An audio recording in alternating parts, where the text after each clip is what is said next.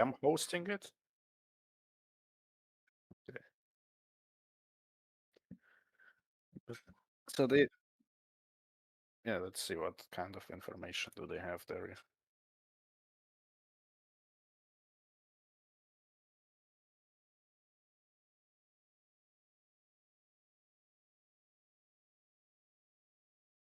Okay. Did they announce the price yet?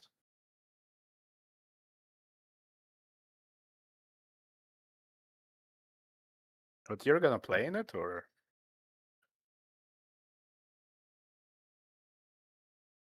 Yeah.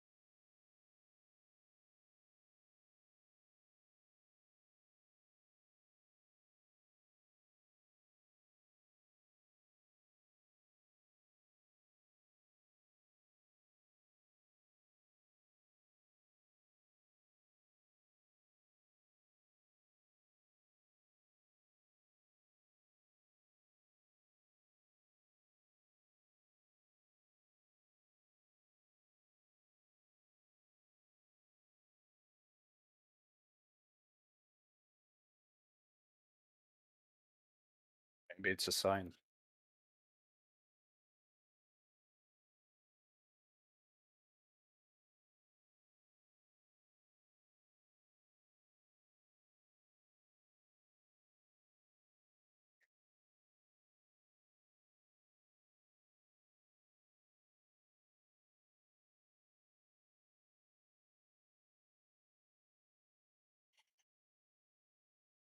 Well, and do you think that would? I don't think that would change much, to be honest. Because, well, yeah, but I won't call that revive if it gets a couple thousand players. It's like,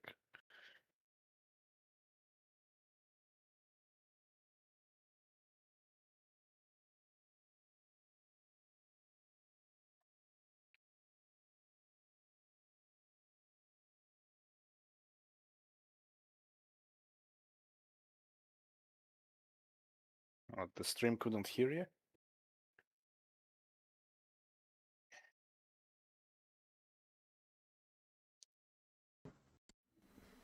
Test, test, test, test. There we go. Okay, perfect.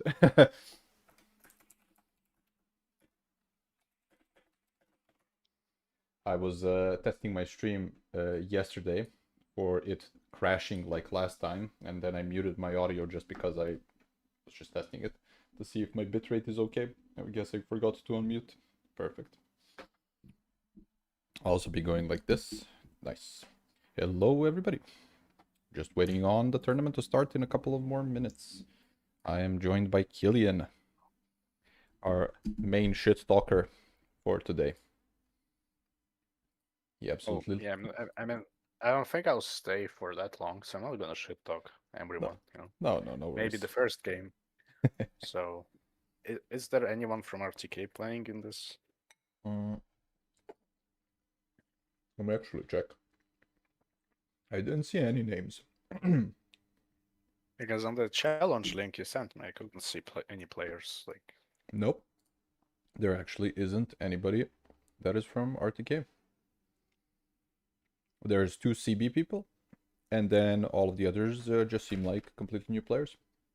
But if you guys are also interested in joining RTK, definitely hit up the Join RTK channel inside of our server, and then you can basically message Dust and get that going as an aspirant or something. we have too many aspirants. There was a call. So we don't have as many aspirants now. But yeah. Also, just a reminder, you don't need to be like a amazing player or anything. We don't recruit based on the way that you play. We do. We do. No, we don't. It was changed. It was I, changed. if you suck, you suck. Like, That is definitely true, but you can get better. That's why they're also here, man. right. Ren is being the nice guy. Of course, this is a new player stream, dude. We have to give advice when it comes to the game. That is kind of the whole point. I remember when I started, I absolutely loved freaking watching like Maverick Sloth and whoever. Oh, how I enjoyed watching the what is it called? Ant stream when I beat him for the first time. That was my favorite. Honestly, Oh yeah. yeah, probably rewatching it over and over. Of course. That was beautiful. I watched it on my like big TV too. Told my girlfriend I won. I was like, oh, yes. He definitely didn't get his hero stuck randomly in a forest. And I won. Yeah. Mm-mm. Right. So when is it starting? 2 minutes. Okay. I have to shuffle seeds. And then I'll message my boy Bird.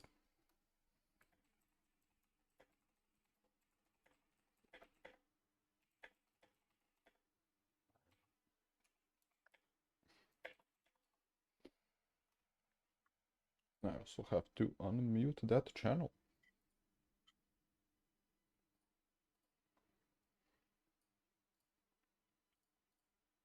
Beautiful. Okay. What do you prefer? Why do you prefer Conquest so much over the other thing? Especially because the main point of contention that I hear is the 600 point change from the 4 or 500 point change, right? Between Conquest and Land Battle. Well, it's just, I mean, I very rarely saw anyone win of points even at 500, but it's just the feeling of it being there. It gives you the false sense of security against the stupid kite, magic kite, whatever fucking kite, right? That's true, yeah. So you feel more secure, but you will still lose to it even in conquest. So I That's feel not prepared. yeah, that's kind of the main points that all the people that were like arguing about Conquest versus Land Battle in one of the channels previously. They're like, points don't matter, but you kind of do have the false sense of security. I remember watching a game between like Pasha and Navi or something in Conquest, and it was like 15 minutes of torture because Navi was standing on the point and then behind some trees, and the other guy was like double gromming him through the trees for 15 minutes. Well, but you see, if it's conquest, then you don't have to make up a bunch of like attack rules and stuff because you have the point. So you have a way to force your enemy to engage, even if that enforcement is very weak, but you still have it. Whereas in land battles, since like they have those attacking rules, right? Which in my opinion is just very annoying because first of all, you will see people constantly break them, especially new players because they just don't understand what like how they work. And so like, what's the point of even going into that mode if you could just put it onto conquest? I mean, if you're getting kited or cheesed in any sorts, I mean, you at least have a point that you could try to, force engagements that way. So I just don't know like what's the benefit of land battle. That is my question. So I would say that if anything, that is the question that people need to answer. Is like why is land battle better than conquest? Uh, they would say if I were to like speculate what they would say is they would say the rules. Basically, they would say the rules because of fruit Oh, rules. okay. That's what I'm guessing, and that's what I've been seeing from the discussions previously. Well, Positions. look, I mean, we are domination players, so Underland. Answer. Shows. we don't have to deal with that. If the land battle community wants to deal with the constant fruit rules, then what can we do? So, do we have a game? Yes. I'm waiting for my guy to drop me a link. Okay. Well, what factions are we spectating? I don't know yet. I think one of them. Oh, no. One of them was the previous winner, and he was Tomb Kings, but I don't know what he redeclared now.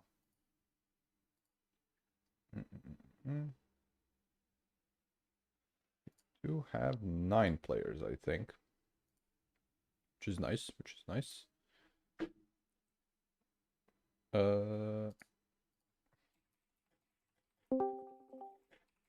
Oh, hello. Hello. Hey, Opal. Opal. Hello, Killian. I wanted to see what Rennie cast is. Yeah, let's see. Some land battle. Is this... Oh, I am in a different lobby. Oh. I'll do you next. Perfect. That is a build. Nah, this is 100% random Ah. generated. There's no way. Yeah. So, I do assume that people won't be shitheads and won't be viewing each other's armies because this is a new player tournament, so please do not. Otherwise, let's see how they build. I honestly don't know that much about land battles, so I'm wondering to see the builds, especially from new players. That's gonna be some wacky shit probably. So, I will say, I don't. Where's the caster on this Lisbon build? Where is it? You don't need a caster, Opal. We got Nakai the Chad, and then Yeah. a Revivification Crystal. My boy going all I in. like the Rev Crystal. Yeah, Rev Crystal cohort on the kite is really good. The Ark and Sotek is fundamentally a broken unit, so. Is it because of the poison thing? Yeah, but Aura doesn't work properly from memory. Does it like constantly reapply or it never applies? Which one? I just don't think it applies properly anymore. Pretty sure they It fixed that. doesn't I'm work. pretty sure I saw a game of Dom where it did apply Oh, wow. properly. Yeah. Yeah. Nah, like Oh, it used to be I the case, agree. Opal, but it was maybe like 2 years ago. I think they fixed it since then. Because I they was always changed the something- way ability works. See, I always thought it didn't work, so I never bought it. Our different boy. Oh, we got a King Chief and a change into a Croxigor Ancient of all things. Oh my god. I'm not. It's just worse. Nakai. Yeah. This guy See. definitely is worse than Nakai. There's still not a caster, so we'll see if he remembers to actually bring a caster. But triple Always bring a Croxigor. cast to kids. Yeah, that is like the main fun. Oh my god. Do we see on screen It's what so I'm cool. pointing at? Yeah, I think Greenskins will win it. Definitely. One already. He also does have a caster, which is definitely a bonus. Fate of Buna, Spirit Wait. Leech. This is very nice. But can you text the listener player that he needs to bring magic? He'll learn the hard way. He will indeed learn the hard way when he loads in. Oh my god, man, this is gonna be a massacre. Gelblum's Terror, man. I don't think it's big. There's no way. He went Gelblum's Terror and there's a fucking Biggin.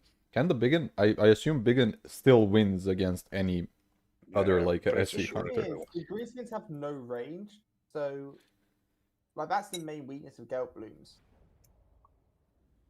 I mean, Well, they I have the found Biggin. that- What do you mean? They have the I Biggin. don't know, Opal. I think, yeah, the big weakness of that T-Rex will be the big and just smashes his face. Like, Yeah, well, There's no way. He got so few HP, right? 8k versus... Let's also fix the camera. Beautiful. But there's definitely advantage with the Chameleons, Kings, and Stalkers, right? I'm not a fan of the ROR Cold One Rider. It's just too expensive. I do agree with that. 1,300 gold for that. It is The issue definitely... for Lisbon is just the Cavern Lisbon. It's like how many 850 could you get for that nicer piece of cam? Is it? An Is 850 and a 500 feral. Is it Why did I basically bring because it? of the like? What does it get? It gets ITP and devastating flanker. Like, it's just not better than an 850 and a feral. Because That's true. I completely agree. that's how you gotta come. It's just the Lisbon cost efficiency crisis. Yeah, especially. It's a roster that, like, fundamentally, Lisbon relies on wins Moby fights by the fact it's cost efficient, not that it's good. Yes, and like they're defensive because they can just give a skink, sacrifice it, and then just charge through the skink or whatever with the cost effectiveness, right? So we got the skink chief over here, and the Croxigor ancient. Definitely do agree with the mention that both Nakai is better, and yeah, there's also a mention of there's no magic in this build, which is unfortunate. I Definitely- would not have bought Skink Chief. They're a bit weird. Like I think both players have sort of got lucky here, and the other hasn't bought any ranged units. correct. Well, there's the biggin. We're gonna be watching the biggin basically chuck. This is the chukka for this game, this big boy. And there's the River Troll Hag, also with Buna. Is there anything to Buna? I mean, if he Bunas, The big No, the expensive cav. cav unit. yeah, the Cav unit Yeah. is basically the only thing to Buna, though. And that's the other benefit of just having. Oh, cheap there cav, goes the is you first can chuck. First chuck misses, just clips one of the Croxigors here. Unfortunate. Let's see the second chuck. Is Without magic, I think the Lisbon player's in a lot of trouble here because York yeah, Black Hawk will do really well. yeah, exactly. Scores aren't amazing. I do agree. I do My agree. tip to all Lisbon players is if you want damage output, you go Sacred Croc scores. Also, Grimgor here. This is gonna be a duel. Oh, there goes the next Grim. chuck. And oh, does it kill That's a two? good hit. That's an okay hit. It killed one, I think. I can't see Or literally just from our kill. names. It did okay damage. So we got the But I fair think it's better shooting. The cav? Cav looks good. He has a charge off here. Yeah, As long as he gets definitely. back those spears into the unit range. Ooh, will he go through it? Will these guys rubber band though? Is the question. They do not rubber band. That's nice. Nice go through with the goblin spears. In the middle, it's basically Oh, this. look at that. This could be bad. This could be definitely bad. Like, Grimgor is gonna absolutely massacre this guy. Especially in a fight where he is completely alone over here. It's just Croxigors. And there's still the Crimson Killers that are in the, like, kind of reserve from the side. Oh, that is an unfortunate volley from the Chameleon Stalkers doing basically nothing. Cav just charging in. There's still a Black Orc unit to the side over here, which is very nice. But it seems like Grimgor is... Oh, Grimgor is getting his ass beat somehow by the Geldbloms, it seems. Gelbloom really hit. I mean, this guy Really good is fight though. he's technically small, so that's kind of weird that he's kind of losing. Our boy Gelbloom is a Biggin. really efficient fighter. It just is really weakness so far, which obviously we don't have much here. Yeah.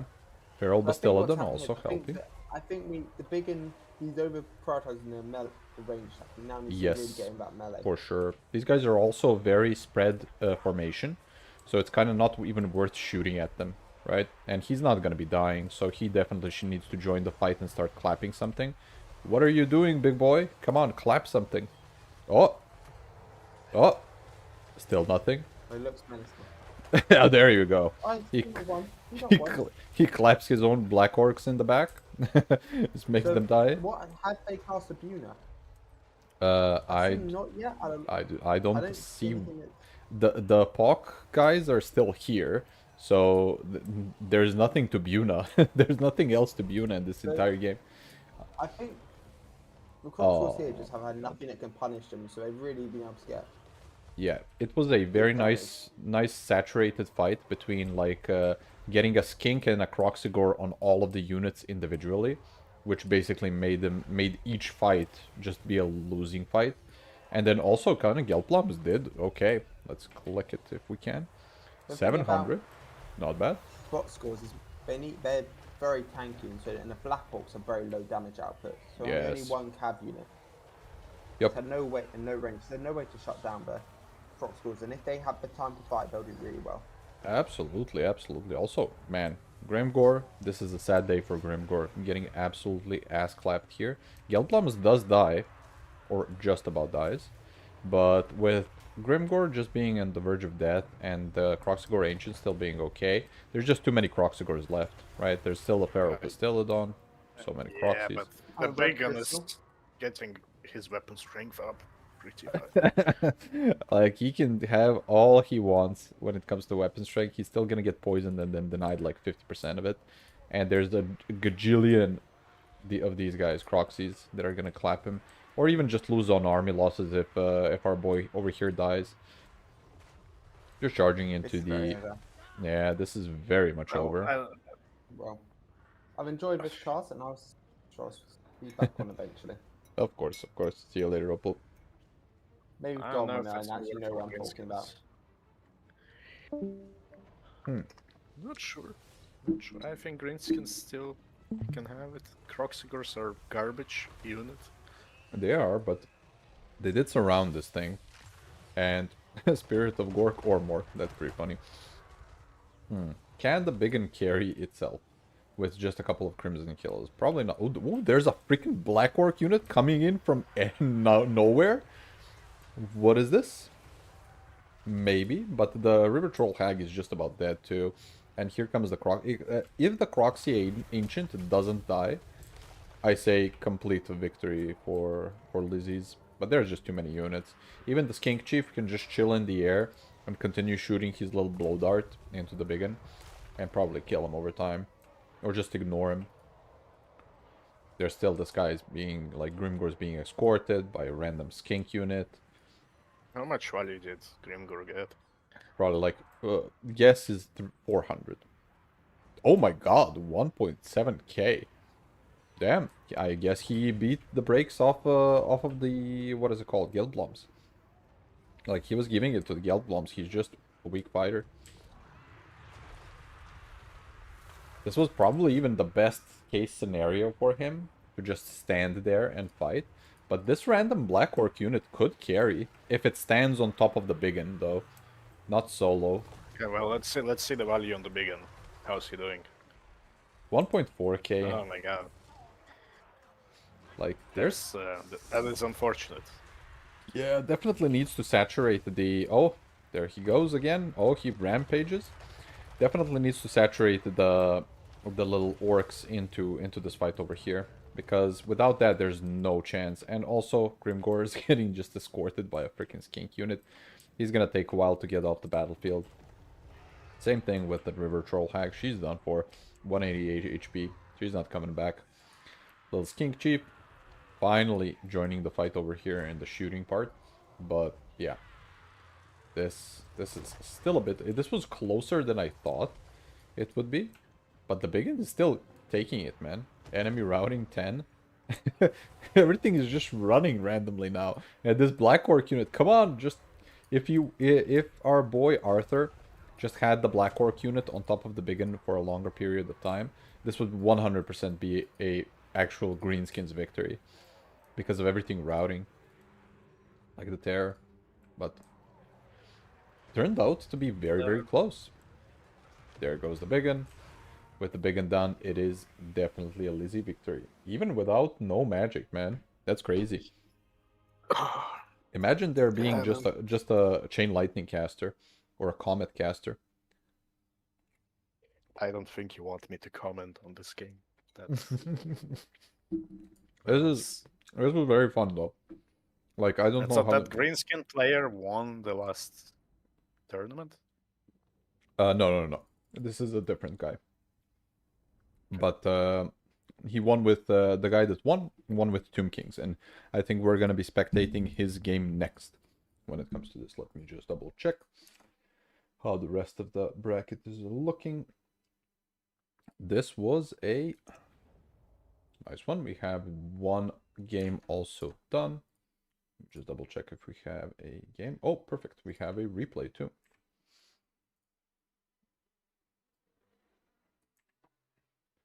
Oh, that was actually... Oh no, it's not the last one. Let me also do my thing. Yes.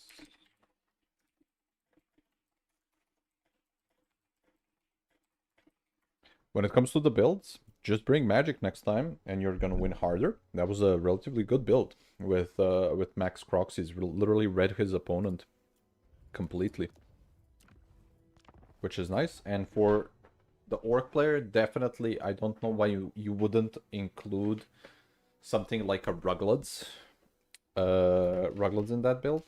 I don't know, is Buna that good into Lizardmen? What can you Buna? You can Buna cold ones, but we didn't see the Buna cast on them. We I saw think it was just spirit leeching. Yeah, it was an early Spirit Leech, and then that kind of denied the actual Buna, which was unfortunate, because then you just don't have the WOM to do it. And then the other thing was, I guess you can still keep Buna just because of Sally's existing. But probably something else is just better. What could be, like, you can just go Brain Bursta or what is it? The Fist of, not the Fist of Gork. The Here We Go, which is if you go for max units like Black Orcs, you can then just go in and give them. Oh my god, I entered the wrong lobby. You can just give them Here We Go, so turning them basically into Terminators, which is nice. If you're already committing to like an elite style build. But yeah, let me just get the replay up for the one that we have. Can quickly watch that one while we wait. Wood Elves versus Coast. Max Blade Guard. Max Blade Guard, of course. I am. Oh I my put my god. money on actually Woodall's winning it, because that is just not enough infantry for Coast. to That is protect very all that. true. This is basically an all-in of shooting, and I think it's too many mortars. Like, mortars are not that good, I would assume. Oh, this is a conquest game? This is But yeah, no, artillery is generally much worse in like land battles and conquest compared to Dome, because in Dome you have good ways of protecting it. Okay, so let's see. Actually, what the fuck is this? Like, deck gunners seem to be killing them on the approach.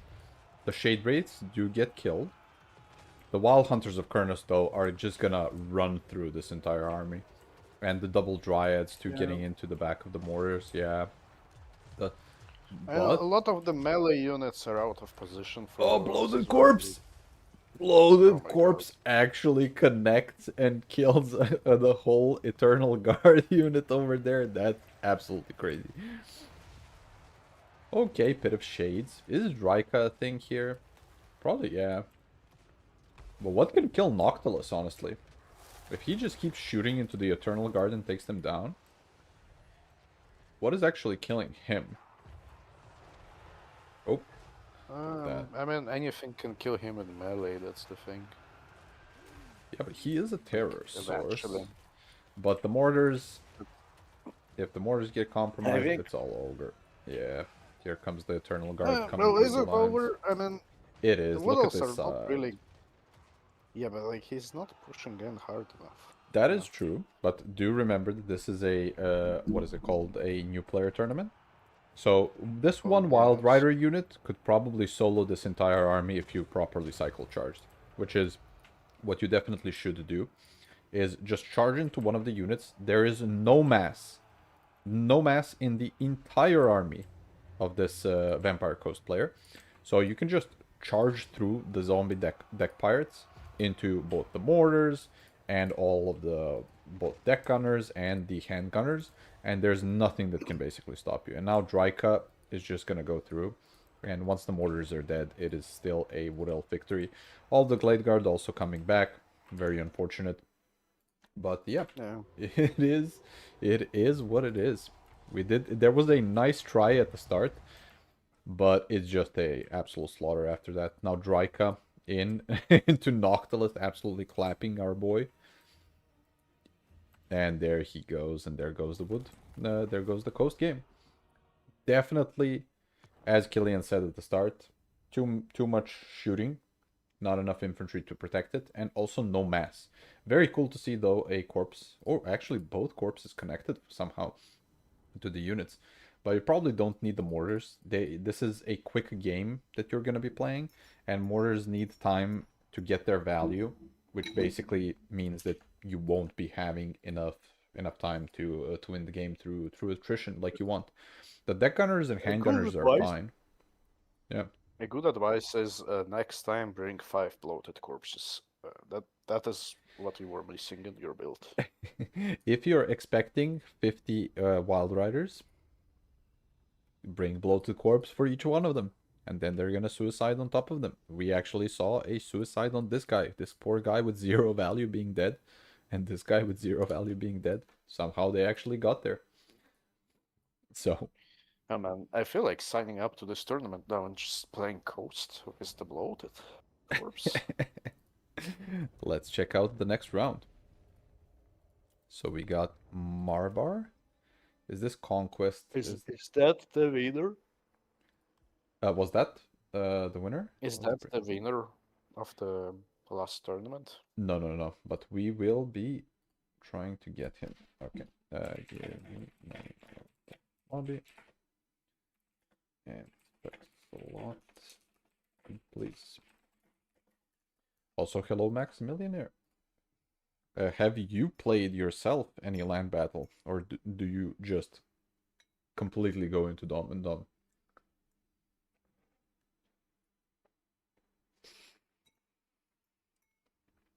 Max being one of our veteran top 16 players in Domination.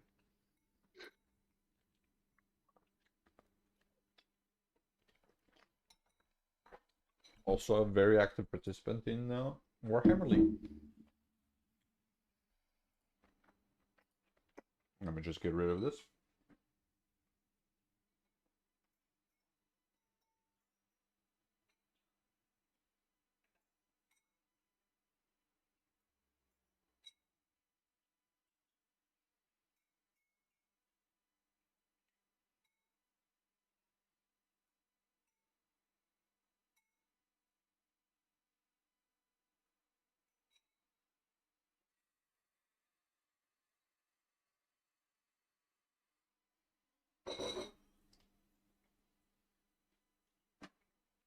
I'm sorry about that.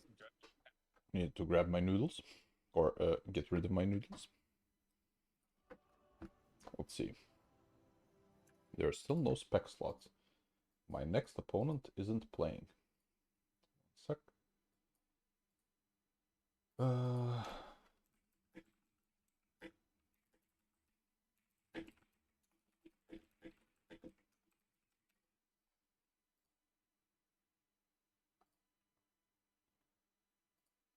BC win.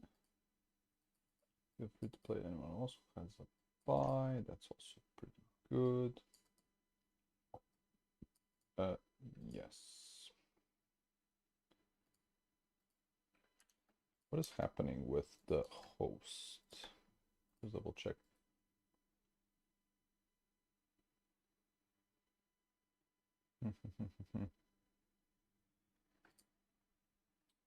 Somehow on challenge it seems that we have a bit of a problem with the people that actually dropped still being in the bracket somehow. So Bird is investigating that, and we'll fix it. Oh wait, is Bird the one hosting the tournament? Oh, Bird's just helping me admin while I do the stream. Yeah, no, but like, who is the host of the tournament? Oh, I mean myself and Bird technically. Okay, so when I asked if I can join, you said you're not sure. But if you're the host, how can you not be sure? You should just say yes right now. I will need to confirm with the Jep. Jep and Tori technically know all the stuff when it comes to, and all of the players when it comes to a land battle. I barely know the people that are in here. It's okay, I mean, you don't need to confirm anything.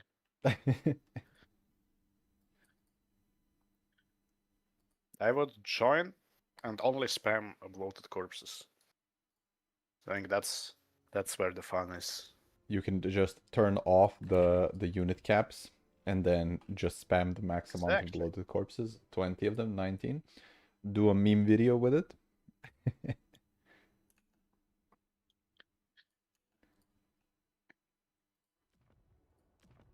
I think did we just do Arthur, right? Yeah, Arthur was the Yeah. lizard, or no, the greenskins player. Okay. Yeah. So we're gonna be seeing him versus Vampire Coast. Interesting, and we do also have a couple of replays right after this one until Let's see if the Coast player is watching the stream and heard the advice to bring 5 bloated corpses. if if Arthur goes for the similar style build, which he seems to be doing with our boy Grimgor over here, being insta picked as his lord, then potentially bloated corpses could be okay. Look, Grimgor is a Chad. There is nothing wrong with picking Grimgor. That is definitely true, but there is a difference between Grimgor being a Chad and winning the game.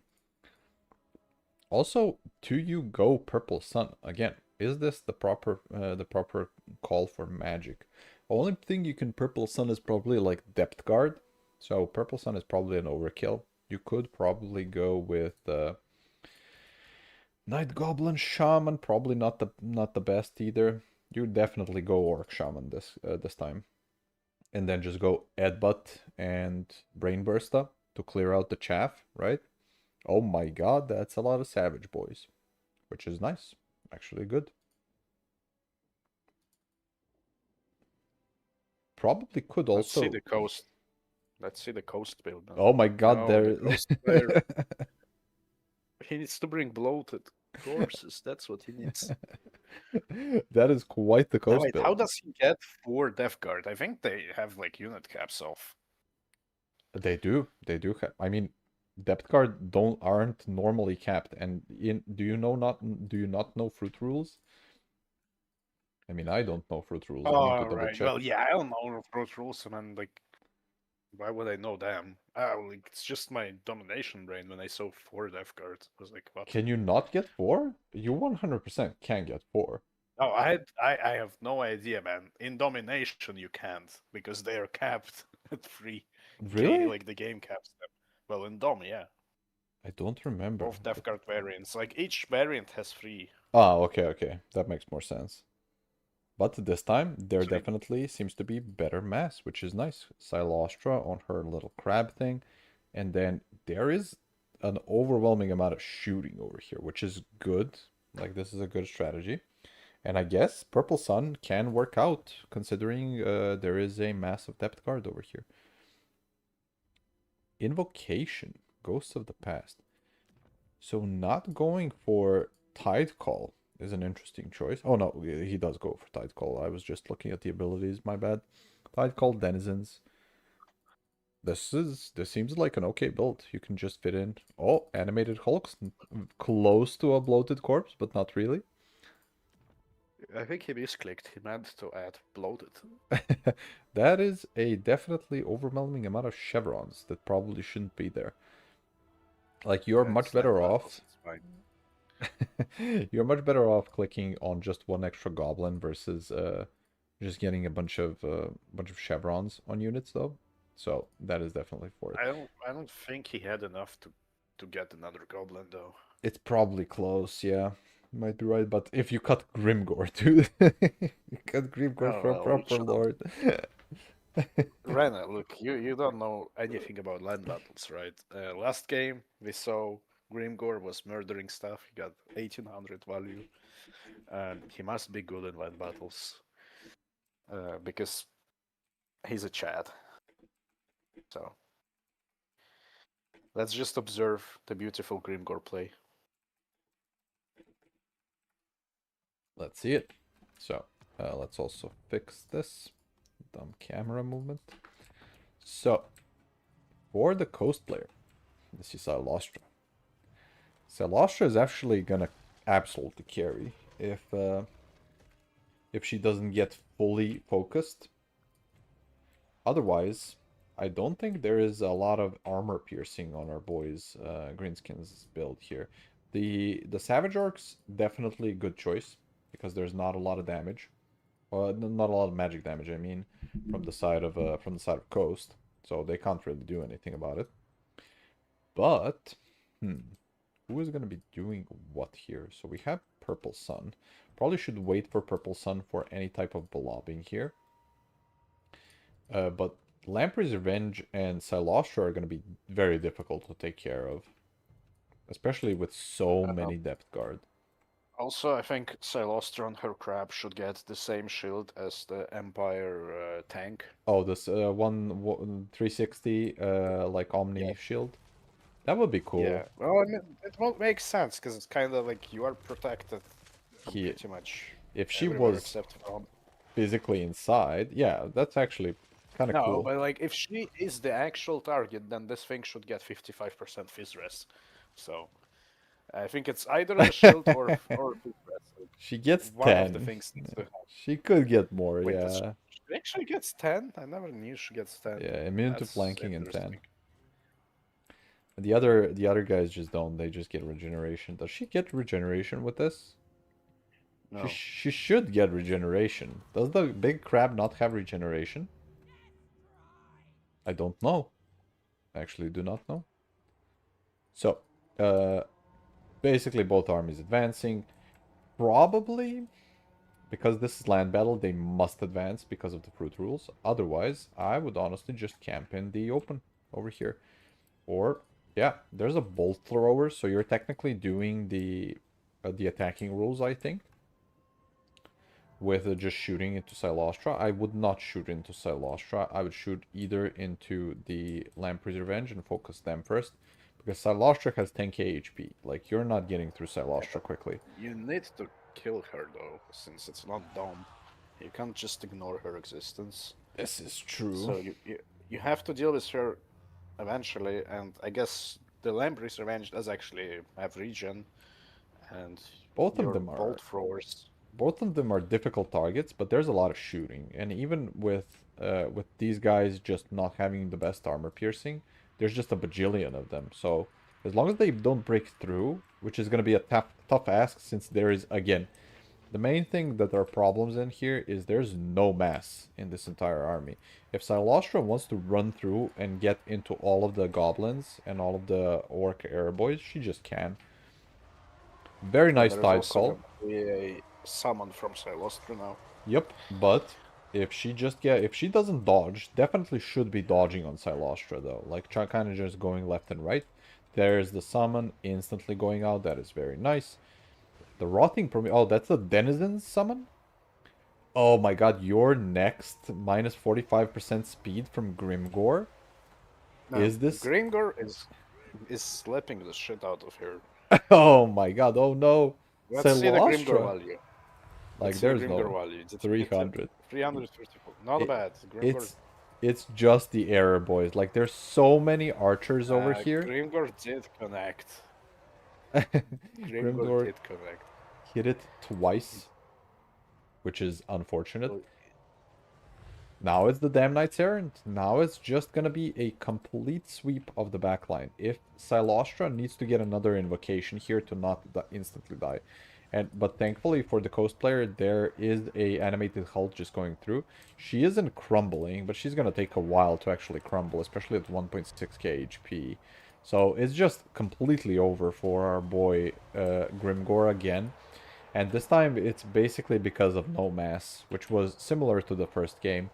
Like there's just no mass in the army, which is a very new player thing to have happen to you, right? the game is not over yet. Grimgor might catch Silostra.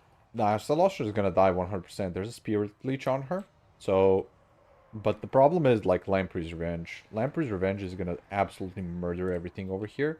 And there's still a Crab Fleet Captain, who is also with 120 armor over here. If the Broken Tusk Mob is the only way that you can win against Lamprey's Revenge here.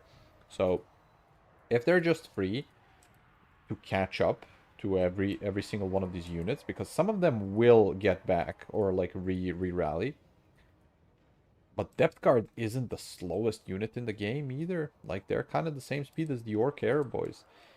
Grimgore is a Giga Chad and is full HP still. So it's going to be Grimgore and the Broken Tusk mob against the Lamprey's Revenge and a couple of Depth Guard in the end. Definitely should spend the time to go through all of these units, though, and, like, chase them off the battlefield. Hello, Caradoc.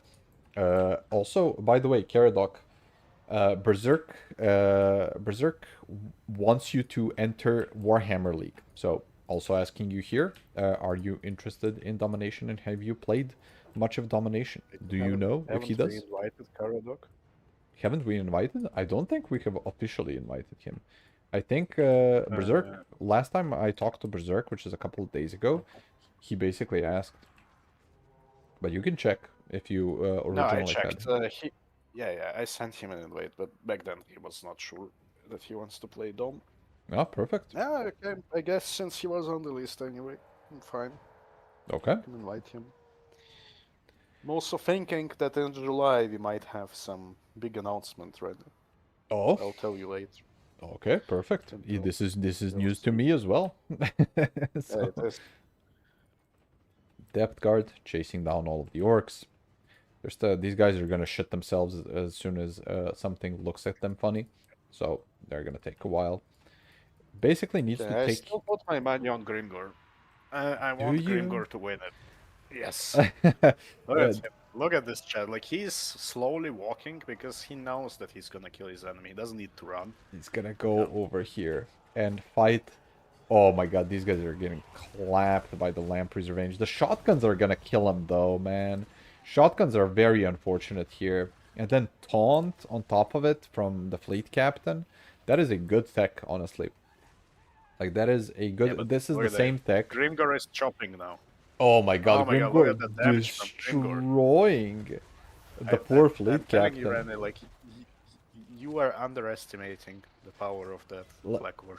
Shotguns are gonna murder them if they get the proper volley over here. And again, this is the same mistake that was happening in game number 1, which is Okay, look, disconnected Grimgor killed the fighting. hero. Yeah, Grimgor did kill the hero, but lost the hag for it. And now it's gonna be Lampreys against him. Lampreys has a lot of HP per model, and still the shotguns are, man, they're super annoying. But the hag is gonna get away and come back because of regeneration. So Yeah, but look, this Broken Tusk Mob is coming in for a back charge. that can definitely save this. That can definitely save it. Because Broken Tusk Mob, good armor piercing, bonus versus large. Not the best, but what's the Lamprey's Revenge? 53 melee defense, though. If there is one shotgun blast, that can kill like 5 of these orcs. Even Spirit Leeching. Spirit Leeching the... Same issue as last time. One, not saturating the units properly for the fight at the same time. So this is definitely what is currently losing our boy Trevlet the game, which is the Lamprey's Revenge that could carry this entire thing is fighting alone, and then they're just getting randomly shot by a couple of Orc Era boys over here, which is very unfortunate. There's also this this Orc Era boy here, but are there enough Depth Guard to carry? Probably not enough against Grimgore. Yeah, Oh my god, look at how the theme has changed. Oh From my god. shit-talking Grimgor, Again. now Grimgor is the issue that you need to deal with. Again, 2k HP, because there was just no saturation, no help. If there was a zombie pirate deckhand mob on top of these Lamprey's Revenge to just eat shit for them, and a Depth Guard to also help them out, insta-killed on the Lamprey's Revenge, man. Grimgore now going into the Depth Guard. They do have bonus versus infantry versus him, but it's not going to be enough. There's too many archers randomly, like, around the battlefield. This one archer just being forever chased by the zombies, like in a horror movie. These guys losing to the zombies, actually. So it is 2 Depth Guard against the River Troll Hag and Grimgore, and 1 Air Boy. These guys are going to cry. Oh, they actually rally. They rally, they're going to kill these guys. So it's going to be literally Grimgore against 2 depth guard units. I think Grimgor will kill them all. I think so too. He's too strong. Like, he really is too strong with his 41 melee defense. But these guys have +5. So they do have enough to kill him. They're just not strong enough. This is going to be an actual victory for Grimgor, who has 2k value right now. Damn. Oh, but yeah, there's... instead of Spirit Leeching, by the way, if you're running Purple Sun, just don't Spirit Leech infantry. It does nothing. Really. That's very true. Wait until you get your Purple Sun and then nuke. I guess he's kind of panicking and probably trying to get them into crumbling, which it does affect that. Yeah. But with you having just 2 units of single entities, it's very much worth it to just save for a Purple Sun, and then do that, because that would just delete the 2 depth guard that are on here. So it's literally Grimgor against the world. The River Troll Hag will rally again because of the regeneration. The Broken Tusk Mob dies, but there's an Orc error. This Orc error boy must not die just so that Grimgor can carry this. Because if this guy dies, then it might be just army losses. And the River Troll Hag comes back. River Troll Hag. Another Spirit Leech. Yes, Like, and he casted 3 Spirit Leeches on Death Guard. yes, so that would be 1 Purple Sun.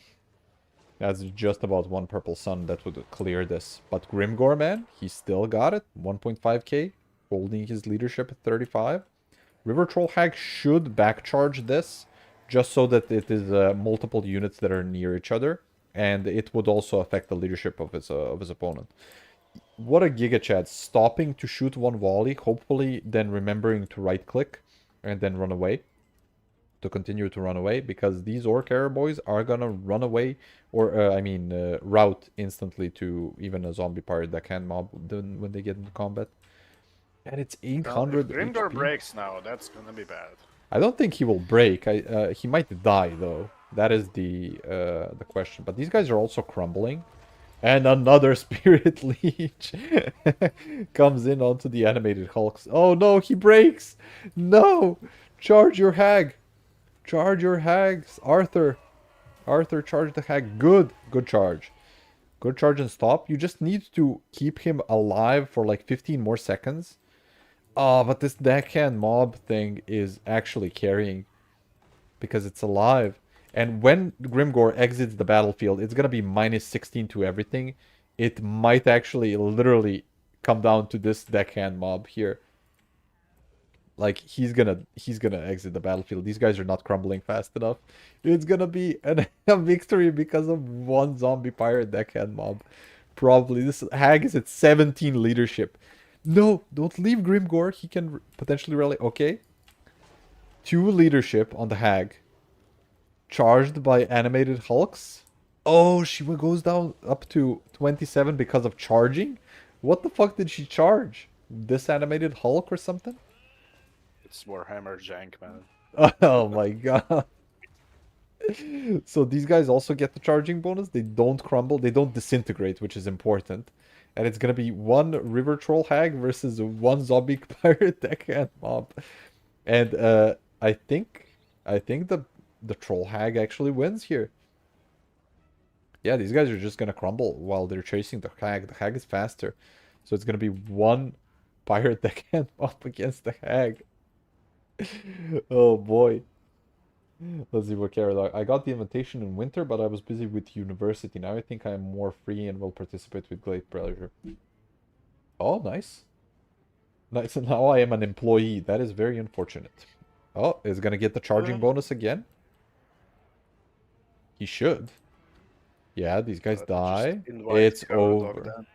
It's over. They disintegrate. Our boy Grimgor actually takes the game. That is pretty funny. That is quite the game. Wow. Grimgor, too strong. By the way, Caradoc, you can go check your Discord. I sent you an invite. Perfect.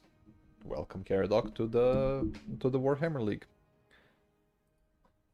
Okay, let's check the value. Silostra, poor Silostra, getting instantly clapped by Grimgor and the debuff that he has. and then not being able to move, and then the 50 bajillion archers actually taking her down.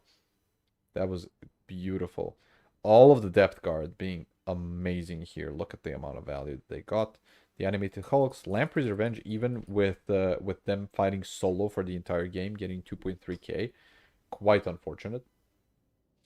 And then Grimgore with 2.3k as well as the River Troll Hag being very nice. Again, the main tips: don't Spirit Leech, save for a Purple Sun. I know you're like panicked when it comes to that, but just don't be. You have the time to actually play out the game. As you saw, this game lasted for like 8 minutes or 9 minutes. And then the Broken Tusk Mob definitely needs to be closer to your main units to actually defend from the large units. So you should avoid everything and then just target the opponent's large units with the Broken Tusk Mob. So like the Animated Hulks and the Lamprey's Revenge. Unfortunately, both players lack mass in this build. So, I mean, Silostra and Lamprey's Revenge is okay, but some Mournguls potentially could have been good. Some dogs also probably could have been good in this matchup to just catch all of the archers that are 100% going to be there. And yeah, otherwise, it was a pretty good game. Let me double check how it is happening. It's not not checked. Just see some replays right now. I'm just checking what Bird sent me because there was a issue with them not being actually taken out of the bracket, which is very unfortunate. Seems like we started the game and then it just didn't process. It didn't properly remove the people that weren't checked in. It then kind of screws up the bracket, but it is what it is. Right. Ren, I also sent you a nice replay in case you ever need it for the stream. So that came to me from Toaster. So he's collecting a very specific replays against a very specific person. And he did great there. Oh, well. And I don't know what that person it's is. a really nice watch. Well, I mean, you will see by the name of the file that I sent you. I am aware. Well, it's fine. We can say it. It's called Washed Big Base version 3. So he just constantly killing him, the poor guy. well, I mean, he sends me every win that he gets against Big Base. Oh, that is beautiful. Okay, this time we do see is this the same player that we previously had, because now we actually see a magic caster. Maybe it was maybe he mistake the Skink Chief for the Skink Priest last time, because there's also Gorok, a couple of units. Is that Slanesh? Oh, yes, yeah, it is Slanesh. It is Slanesh. It is mass amount of Slangors, and then just a couple of Hellstriders and Devoted Marauders along with Fiends, which is versus a couple of our boys, the Chameleons. Chameleons are very good into like an Exalted Keeper if they can get their darts off, but you you need to manually cast the darts. You can't have them at fire at will. And you definitely want to screen, if you ever have any javelins or whatever, you want to screen the Exalted Keeper over here for sure. But there just seems to be an overwhelming amount of freaking Slanesh, man. What the hell is this? Riders of the Mighty Serpent probably should not be attacking. Oh my god, they killed this King Priest because he is just above them for no reason. This is definitely a mistake. The next volley will just about murder the poor King Chief because he's just too close to them. And they're just very accurate in their fight. The Exalted Keeper actually gets destroyed. Did he get destroyed by Gorok?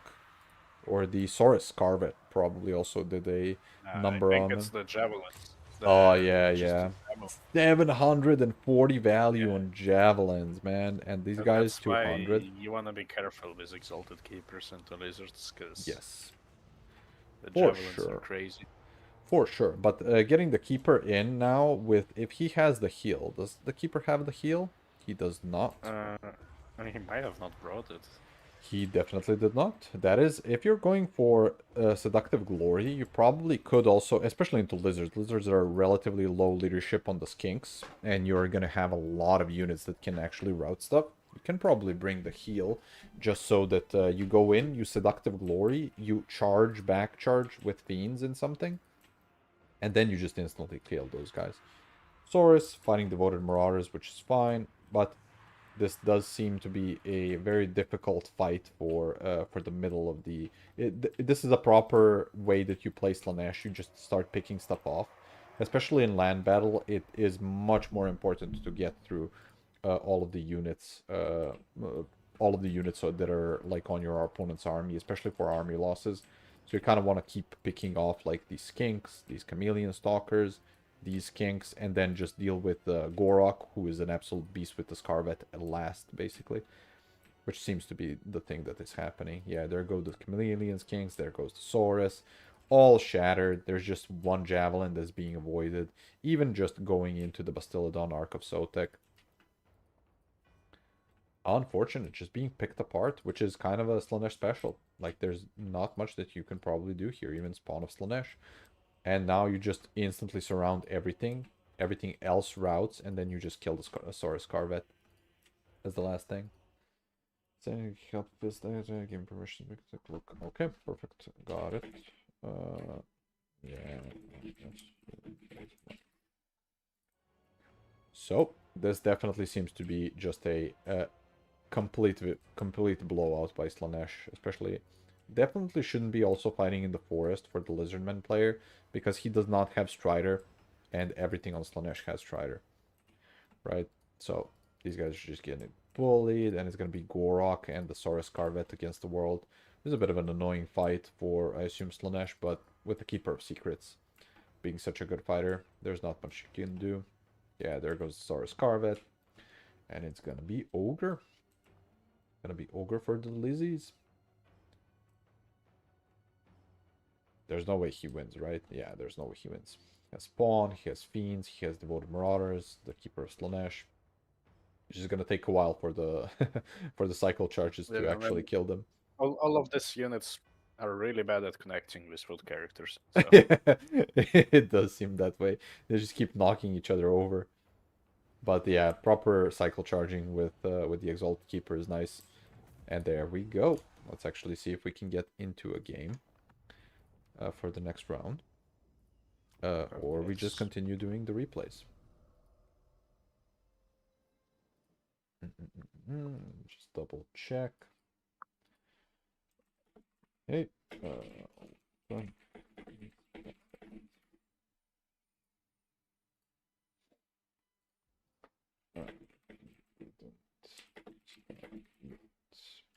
We also check how everything is going on the actual website. I think Bird did manage to fix kicking the other players, but we probably will need to manually recount who won what game because of the bugged rounds, unfortunately. Oh, there's a CB Clan War. I actually want to see that one. Let me just double check. Wrench.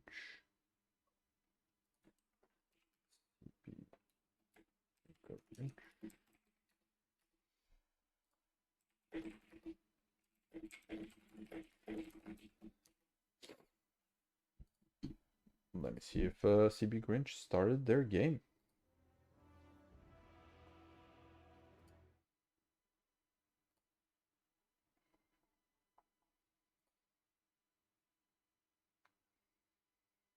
Ah, he went to the wrong channel. He was in the domination channel. You also see Elberic.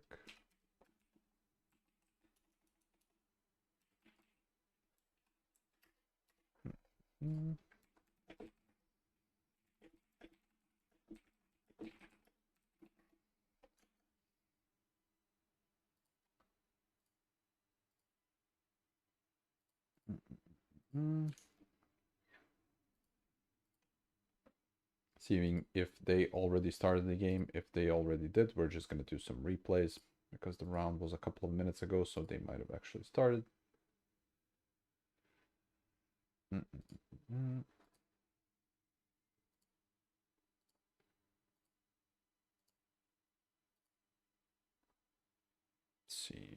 like.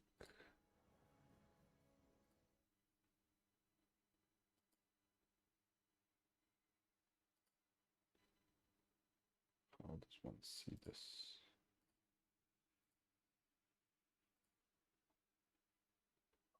I guess they did start their game, so we're gonna go down the replay list. Just watch this one. Let's see the next Wood Elves versus. Oh my God, Haven't we watched this one? this Oh, is no, a it's different just one. very soon. Oh yeah. This is a different one.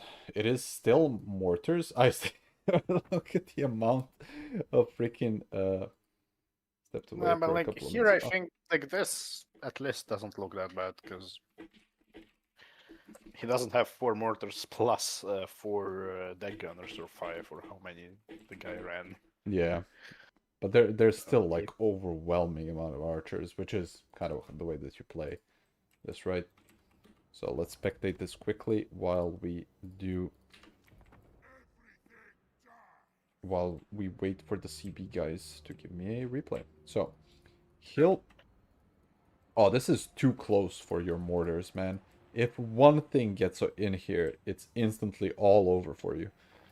So definitely do spread out the mortars to at least force your opponent to have a much harder time doing a compromise. Also, just a tip for any new player, you can easily dodge mortar shots. Like, mortar shots are so easy to dodge. If you just hold space, you can see their arcs of fire if you have this enabled with the fire arcs over here. So the way that you do it is you just move a unit forward or backward. And oh no, they're all getting distracted. They're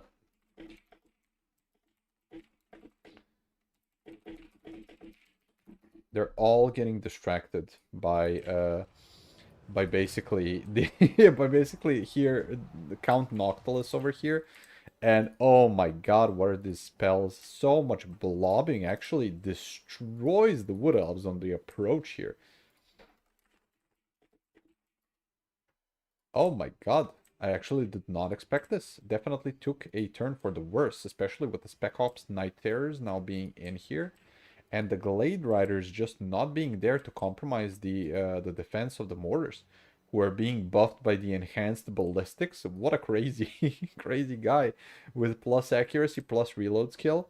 And then this just one of these freaking Night Terrors is going to route everything. So this was just a miss micro.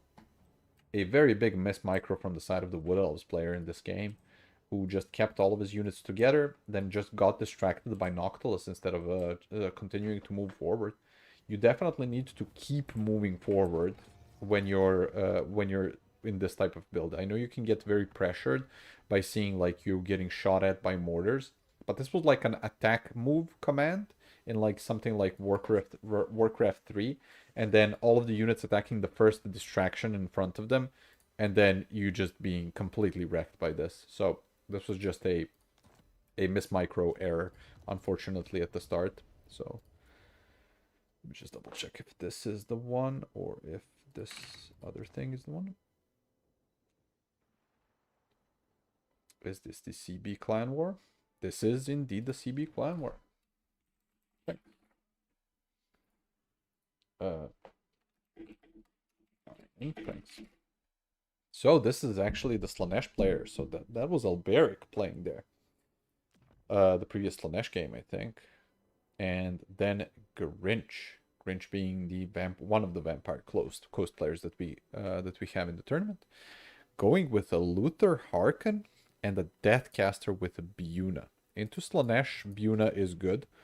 Because there's going to be something that you can Buna, right? Well, unless it's an army like this, but there probably is something that you can Buna.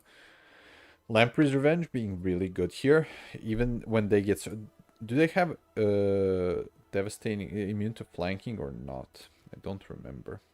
They do not. That is unfortunate. They do have expert charge defense, so they can negate the charge bonus from all stuff.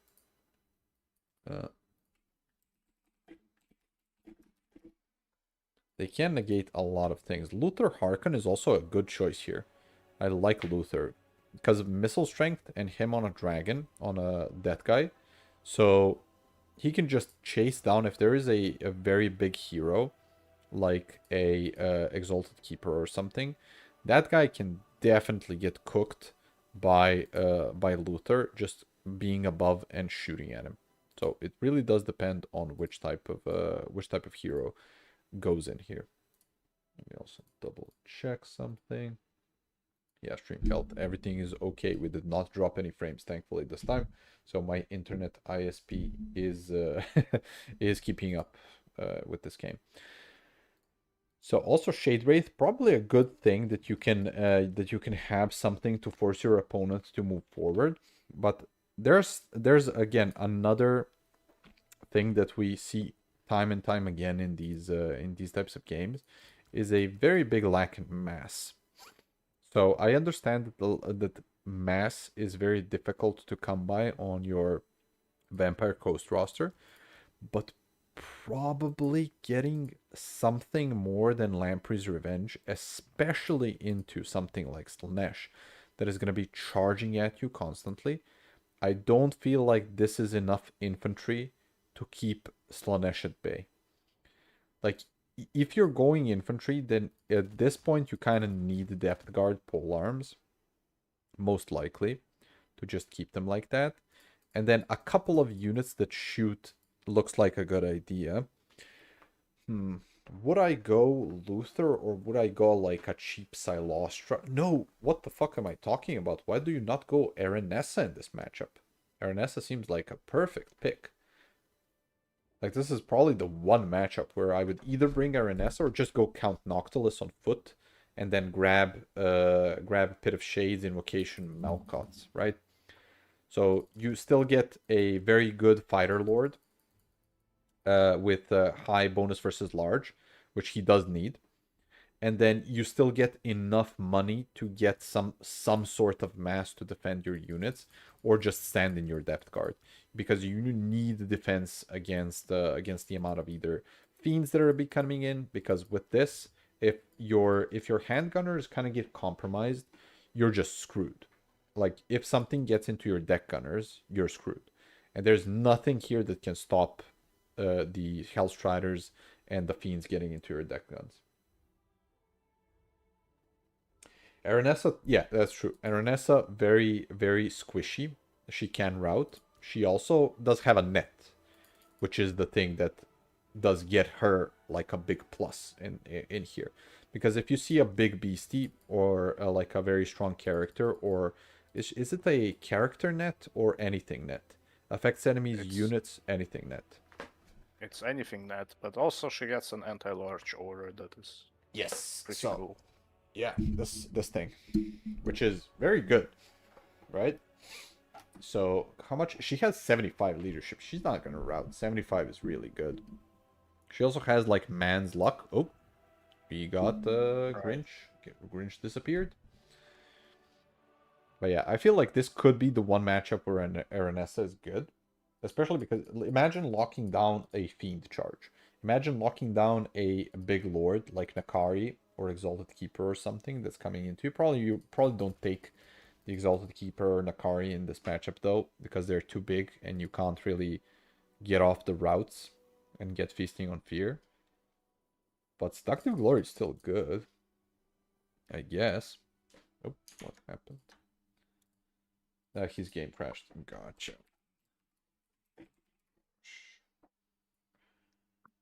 Just gets an aura for anti-large. Ah, that's you. But yeah, but then, what else do you get? Yeah, I'd probably get Depth Guard. Depth Guard, Aranessa. And then one unit that shoots, probably. Because you need to kill potentially the Riders of the Mighty Serpent that can kind of bully your large units. Maybe even a... Nah, deck gunners are just too slow at killing this if you don't go for multiples. But you could go for a couple of deck gunners if you're not afraid of Furies. If Furies exist, you are still kind of screwed. Is Mask allowed though? Yes, I think the ban does not ban Mask actually. Why don't people just run Mask then and like? Let me see.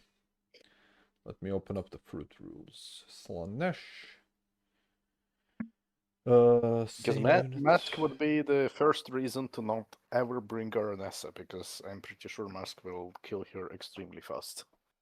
True, true. 1% ROR. Right. I guess no stream for us right now. They both left. They don't Oh, want they both left? They yeah.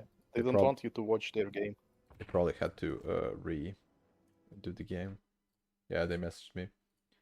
New room. I have been kicked. Oh no. Is it this one? No. That is the other coast player. He can't get into the lobby. I can host.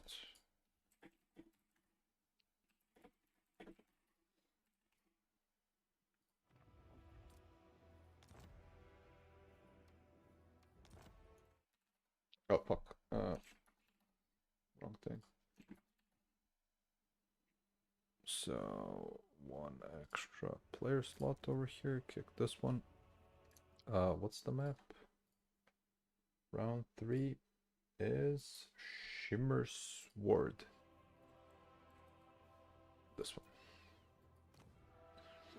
Let's see if they can join mine.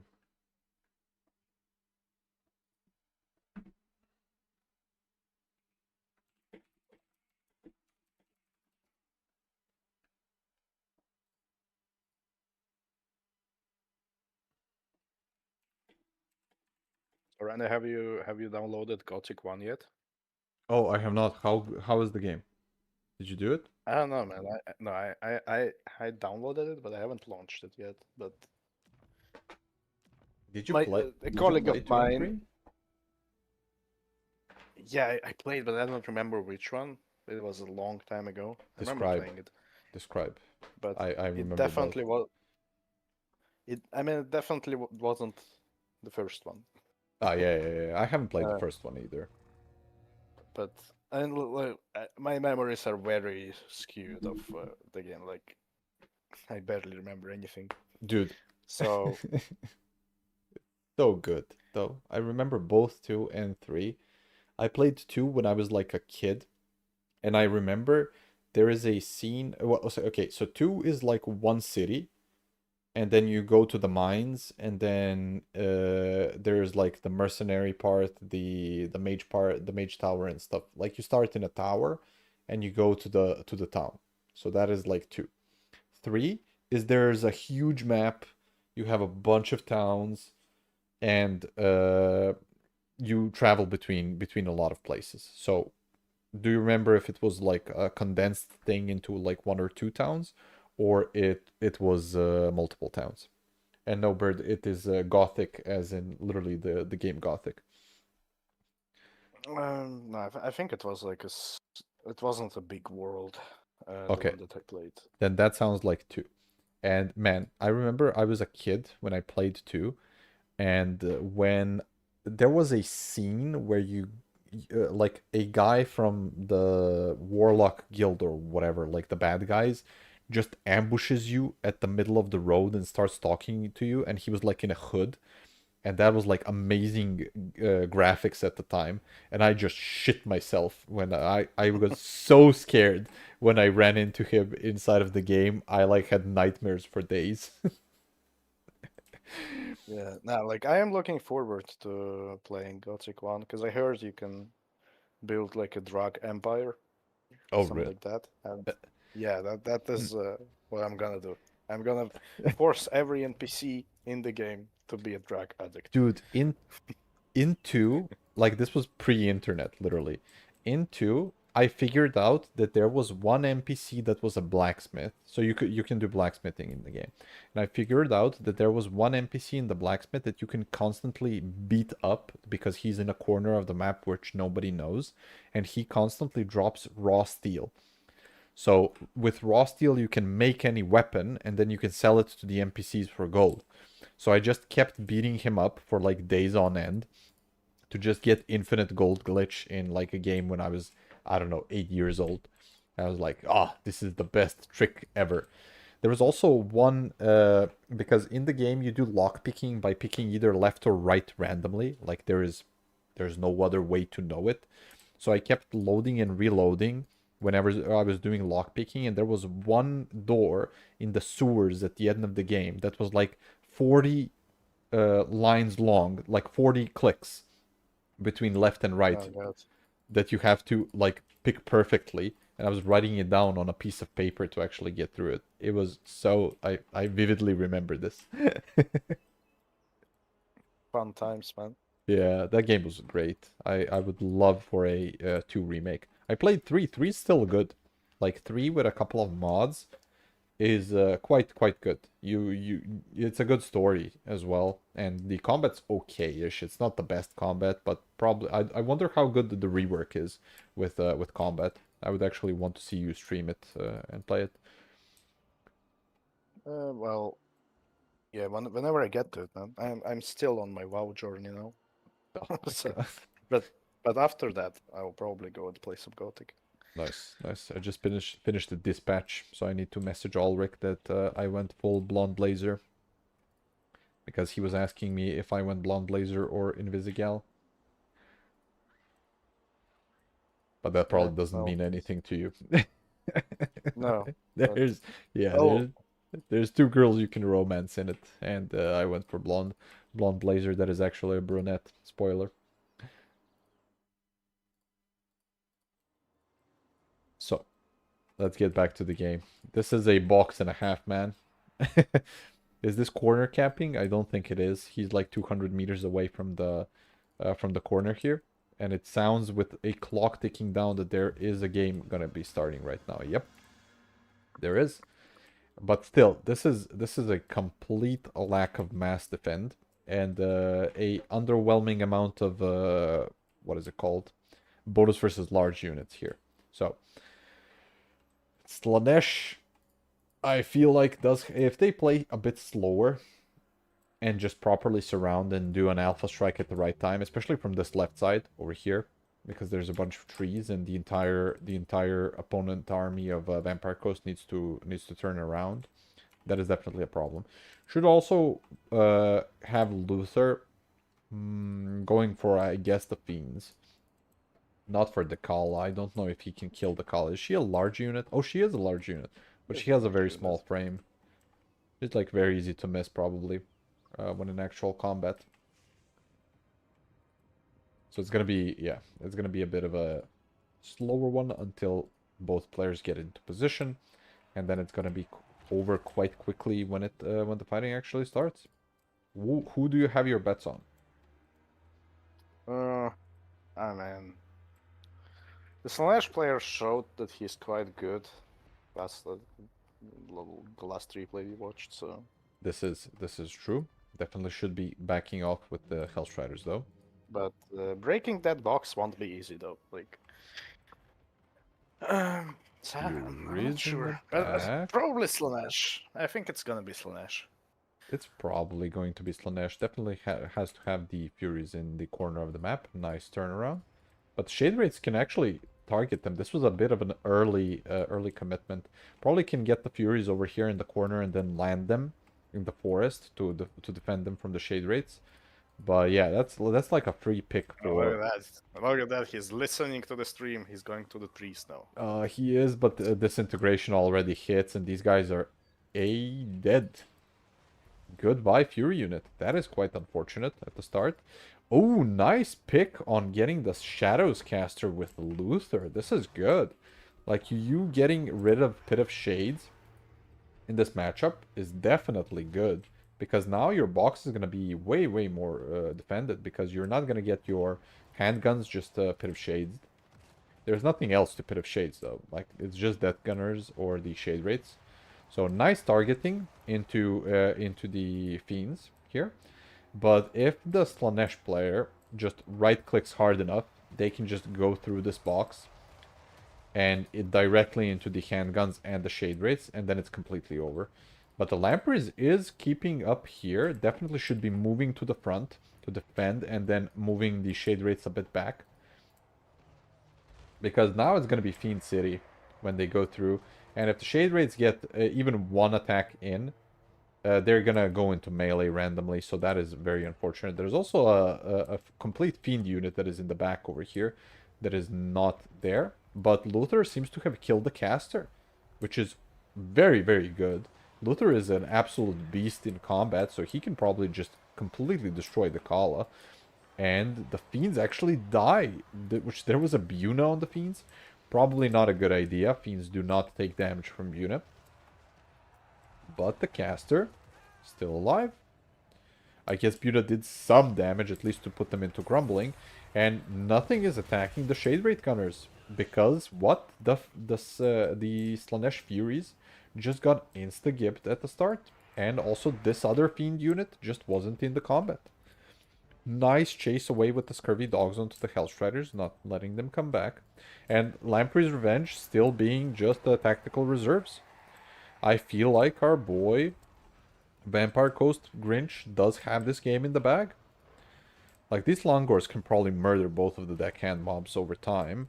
But with all of the other units and the Zombie Pirate deckhand mobs, the Bombers still being alive, helping out with clearing out some chaff. Definitely needs to... The same thing keeps happening, which is disconnected fights. So these Longors are just feasting into the deckhand mobs, which if they were on top of the Lamprey's Revenge or something similar, they would have a much better fight. But Luther is here. Luther is an absolute beast, and he's going to be destroying the Kala in combat. And once he gets her through there, that's just completely over for the Slanesh player. Very good game, very good pickings from Grinch. Like, targeting the caster is a great play with Luther, especially. Luther has the silence gun, so you just can't get away or cast any spells, like, or run away and cast a spell. Like, I got literally 0 value, just got bullied. The Kala also not cooking as much, and then the Fiends just being compromised as well as the Fury. Very cool. Just got a little too overzealous on the approach. He kind of got in range too quickly with the cavalry not being supported by the infantry at the same time, and then there was nothing to stop Luther from going into the actual fight. The one fiend could have probably just shadowed the caster constantly, and then this wouldn't have happened, because then Luther can't properly kill the unit. Very well played. Let's see if that was the last game.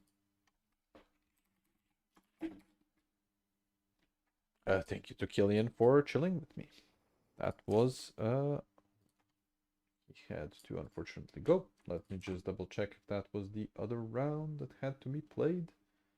Yep, and next round is actually generated. Perfect. So it's Grinch, and it's Elberic versus a different coast player. Did he already play Starblet? He did not. So let's spectate Oper this time.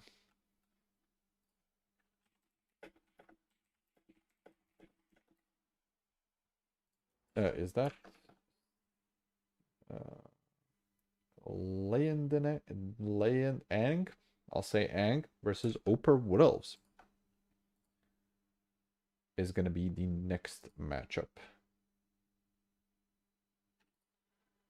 Let me just double check with Ang as well. He's okay with it. Land battle.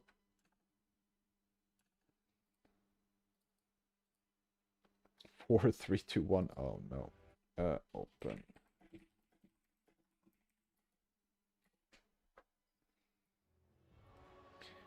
Who puts their spec slot as 4321? I mean, their password. 1v1 League. Is it this one? It is. Only crazy people don't have their lobby up as 1, 2, 3. Are you Bima?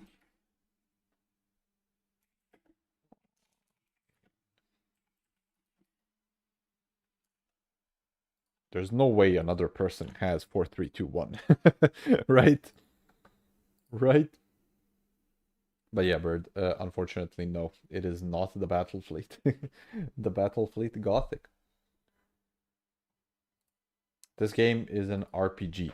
I think let me actually show it if I can while we're waiting. Like, this one is a remake, but it's a very cool game. Absolutely love it. So how do I add this? Add window capture, I guess. Steam. It's gonna be Steam. So, it's literally the first thing here. So it's this one. Let me actually have the camera above it so I exist. So, Steam, Gothic, it's this game. This game's super cool. Like, they really did do this guy justice. This guy looks exactly like I remember him inside of Gothic 2, which is pretty cool. I wonder if they will ever remake Gothic 2.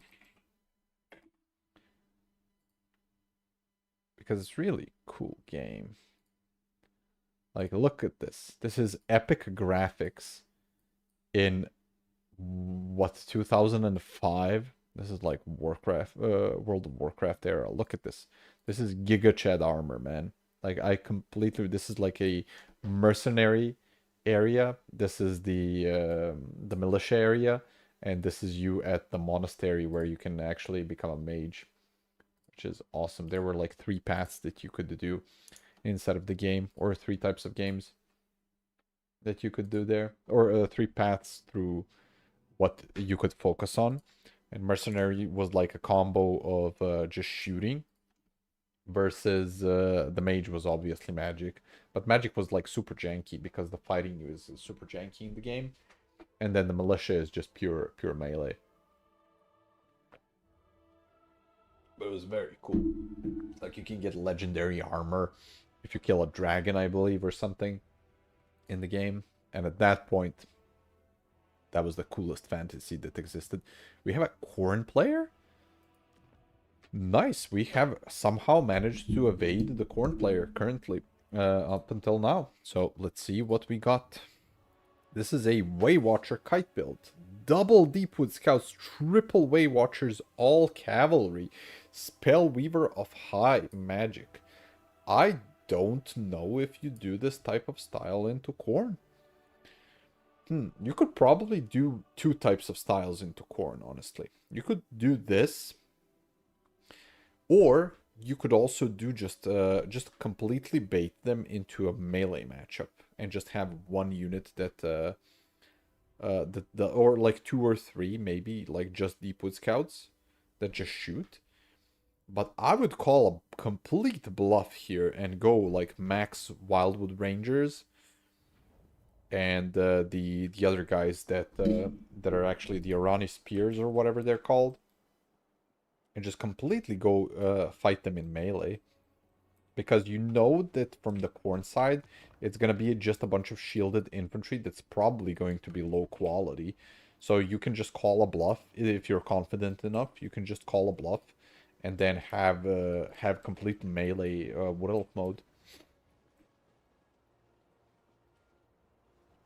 So triple actually Chaos Furies, triple Khorne Gores, which is great into this build unless they get focused down. And then just a bunch of Marauders and Marauders dual weapons with our boy Herald of Khorne with a Blood Beast here. So, interesting. The idea here is just to go and move forward. I don't know about the Skull Cannon, because if there's a lot of archers, this thing instantly dies. If there's a lot of infantry, then you're kind of calling the bluff, but you're kind of calling the bluff by investing 1.4k or however much this thing costs, which is a bit too much for my liking.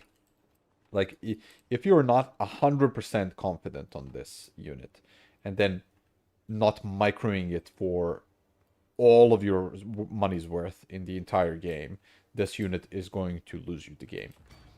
Into Wood Elves specifically. It's a really good unit into different things. But yeah, just a bunch of very, very surprising, honestly, that these units are so far apart.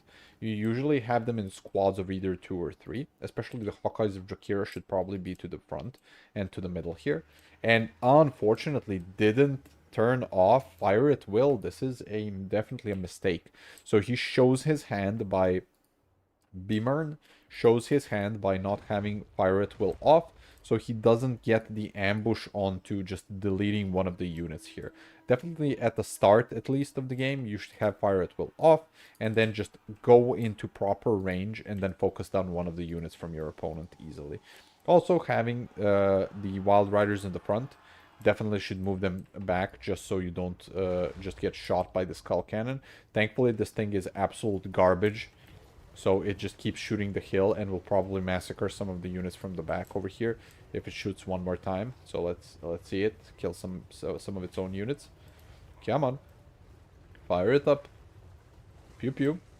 Oh, the unit goes out of range, or it doesn't go out of range. It actually does move. Did it actually shoot? I'm guessing not. Definitely a bit of a misplay from Wood Elf player in not focusing down, but he is moving back, which is kind of okay. There's a lot of things to micro, especially for a newer player that isn't like probably super used to microing a lot of units. So all of the Wild Riders need to be microed at the same time. Glade Riders, same with the Hawkeyes of Drakira.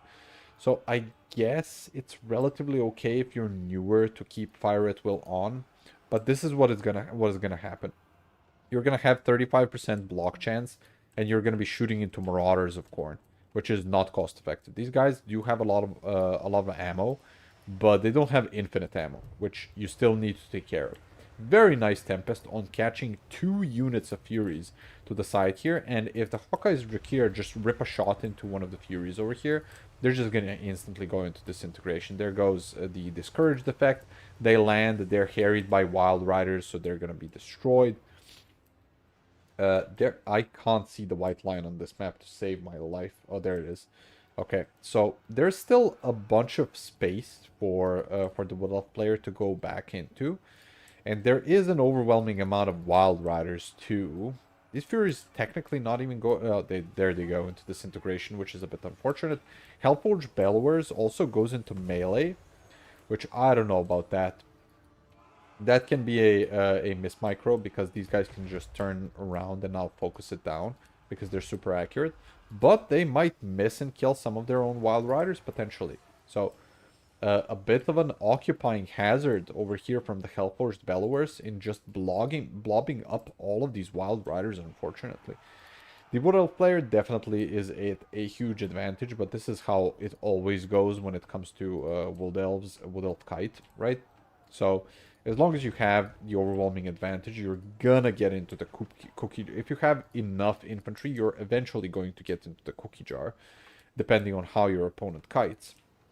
But the Hawkeyes of Drakira are very resilient at 82 leadership. So even if you charge them with something like Monkeys and the Khorngors, they're still not going to be routing, especially with Apotheosis. They have fear. So these guys kind of don't fear route them, which is very good. But there seems to be a bit of a micro tax on our boy Bimmerman over here versus the Khorne player. So he is getting pushed into a corner, very close to the edge of the map, and there's still a lot of Khorngors and a lot of Marauders there to kill. So as long as he doesn't get picked apart, and these monkeys are super important, as long as they don't die, and the Khorngors actually stay saturated into the Wild Riders, I feel like this can be a victory for Khorne still. And some sort of micro needs to happen on the poor Herald of Khorne to dodge the shots from the Hawkeyes of Drakira, because this guy is on the edge of disintegration, man. The totem is holding him up, and oh no, he goes into disintegration. That is definitely a game-losing part, especially with the Hellforged Bellowers also going into disintegration. Now I feel like stuff can get routed, unfortunately for Khorne. Yeah, there goes the Marauders of Khorne instantly going to -6. Then they're going to be friends routing from them, and they're not going to have the best of times over here. So still, there's there's a Way Watcher and a Deepwood Scout, and a full Glade Rider, Wild Rider, and another Deepwood Scout onto the side. I feel like the Wood Elves do have this. And yeah, as soon as they lose the Lord, Khorne does tap out in this game, unfortunately. It was definitely winnable from the side of Khorne. There just needed to be less blobbing and more coordination when it comes to moving forward. And also, I don't know about the Hellforce Bellowers, honestly. It did get 800 value somehow, but that's kind of just not really the 800 value that you want. If you're going, you can probably do this two times, like not two times, in two ways. You can probably start with a bunch of dogs and a bunch of flesh hounds and chaos warhounds, and then just shielded infantry and move forward with a couple of the Khorngors, if you're expecting like mass kite. But the problem with with starting that way is then if your opponent goes something like this with the Wild Riders, then it's very difficult to kill them. Another way that you can do it is probably just mass wall. So you go Marauders and then also like Chaos Warriors and then move forward. Monkeys did well, but it was just a miss micro on the Furies too. Like Furies need to dodge. This matchup definitely requires a lot of dodging for it to be properly playable if your opponent is also microing. Let me just double check I have something. Oh, Alberic just sent me a accept. Perfect. Let me just double check. There's 2 more games still left. Let me just double check the bird.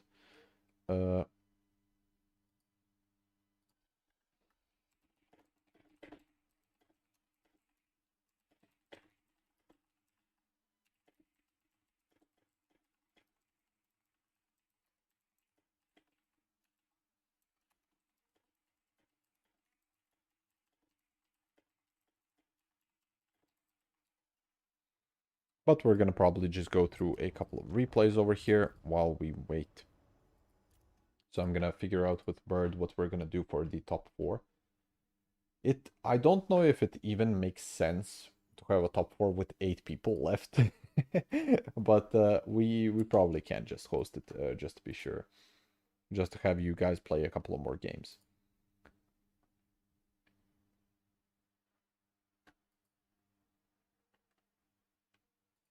Gotcha.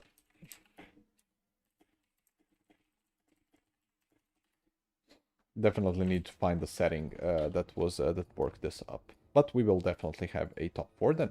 So let's do a couple of replays while we wait for the last 2 games to finish up. Then we can swap into the top 4. So Tomb Kings. Tomb Kings with a kitty, a necrotect, a scorpion, Eyes of the Desert, a couple of horsemen, and then just chaff at the front. And then Wood Elves. Wood Elves being super annoying, but honestly, Tomb Kings can tango with Wood Elves just because of the Chosen of the Gods. Chosen of the Gods being insanely difficult to deal with, but you can probably just mass Glade Guard them. And if there isn't enough shielded infantry, then they just kind of get shot at. But I feel like there is enough shielded infantry. This is double Tomb Scorpion. It's perfect. Got it. Thank you, Bird. Thank you. So, Necrotect being there to do the restore. Wood Elves kind of having to move forward because they can't deal with the Chosen of the Gods. The Chosen of the Gods, though, needs to move back because they are getting instantly shot at by by our boys, the Glade Guard. And I don't know what they were targeting on the approach. I guess this Eternal Guard unit. Now targeting the Glade Guard. Definitely need to move them back. This is, if the Chosen of the Gods die, I feel like this is a overtime victory for Wood Elves. Because then they can just shoot at the other pieces. Versus if they don't die, then they can actually pick off the Glade Guard over time, right? So also shooting into the skeleton spearmen is a mistake from the side of Wood Elves. They definitely, since the Chosen of the Gods are not moving, they definitely should be focusing on them. Also, Dryads tar pitting down the Eyes of the Desert is a great play. Pit of Shades going down here, a bit of a it was okay, but not really worth it to cast a Pit of Shades into the Karn Horseman. You can probably just keep doing Malkoths into them and be totally fine. Dryads being compromised by the kitties, but there's a couple of units in the back that are kind of tactical reserves not being used in this fight. And the Dryads just eating it up from the Eyes of the Desert, absolutely destroying them. Definitely should move the Wild Riders away because you don't want them fighting into the Eyes of the Desert or getting laser beamed because those guys are halberd units. Tomb Scorpions going into the front, very good unit. And technically the Eyes of the Chosen of the Gods do survive, but they're gonna get destroyed by this charge. Like, there's nothing that can stop them here. Like, Wild Riders, absolutely gonna be feasting on these guys, even with the Neru's incantation of protection. As long as the Chosen of the Gods die, there is a chance for the Wood Elves. If the Chosen of the Gods stay alive, there is definitely a much higher chance for Tomb Kings to actually live. But he does sack the Wild Rider unit, and the Chosen of the Gods didn't even go into crumbling. Still somehow alive at 8 models, which if they get a restore from the Necrotect, who is somewhere in this game. Oh, he's in Narnia land over here. But oh no, they do go into crumbling, and they are going to be dying here. I have to put Skull Captain in melee because the map is horrible. Yeah, the map is definitely very terrible for that. But I'm not even sure you need the Skull Cannon unless you're fearing your opponent just going full melee. So that is kind of a caveat to that. Because it's super tough to keep that thing alive unless you micro it like insanely throughout the entire game. And the shots that it's gonna get into stuff like Wild Riders and the Hawkeyes of Drakira or the other Way Watchers kind of just isn't worth it.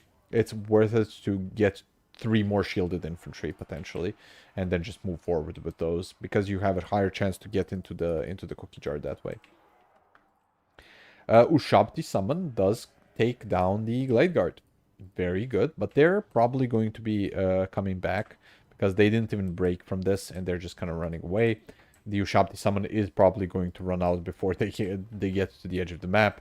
Necrotect does nicely take care of one of the Glade Guard, but the problem is he didn't neglect his duty here. His duty was to cast Restore, and cast Restore on 2 units. The Eyes of the Desert, which are now currently in combat with a unoptimal unit, which is the Dryads, and then also on the Chosen of the Gods. If the Chosen of the Gods were getting restored, they could have lived, and then they could have potentially even carried the game here. This is also a bit of a mistake, trying to chase down Dryka with a Tomb Scorpion, and then just getting compromised by Wild Riders, right? Tomb Scorpion is a good unit. It has bonus versus infantry, but Dryka, man, Dryka is absolute beast. She's gonna clap the Scorpion over time, and then you're just gonna get her Fanatical Resolve up, and then she's gonna just murder anything. Most of the time, it is not worth like taking isolated fights versus your opponent, because then they can pick the fights that they want, right? Each of these units in Tomb Kings is worse than a unit in Wood Elves. Like, every single one of them. Like, Eternal Guard are worse than Spearmen. Let's say the Skeletons are worse than Eternal Guard. And so on and so on. So, kind of a Tomb Kings together strong type of deal, where you need to protect your expensive pieces, and then just continue to cycle charge with Cetra and keep alive the both Tomb Scorpions that should be taking care of the Dryads, and so on and so on.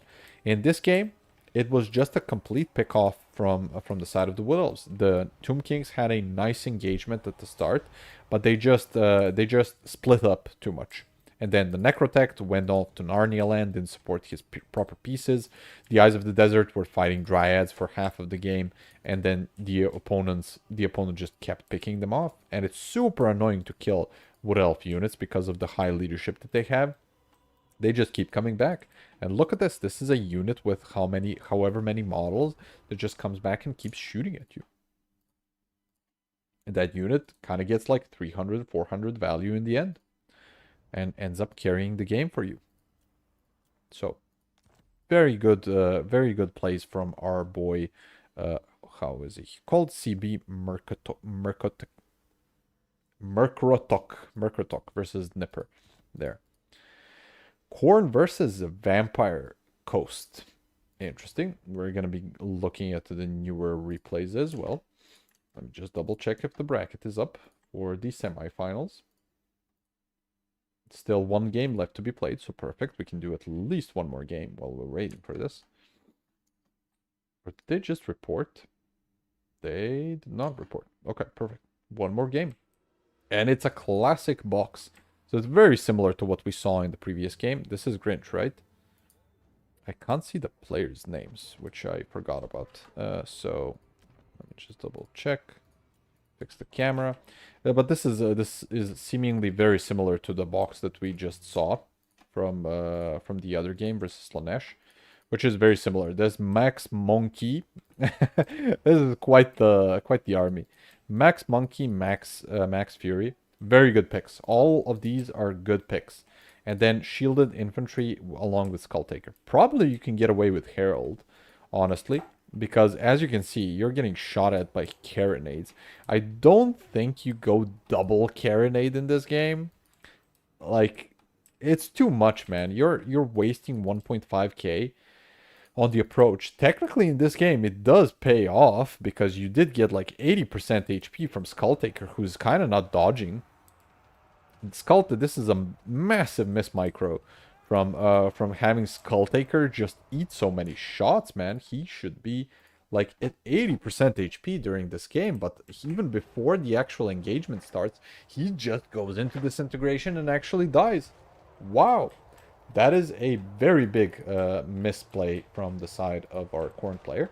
And a bit of a late engagement from the Furies.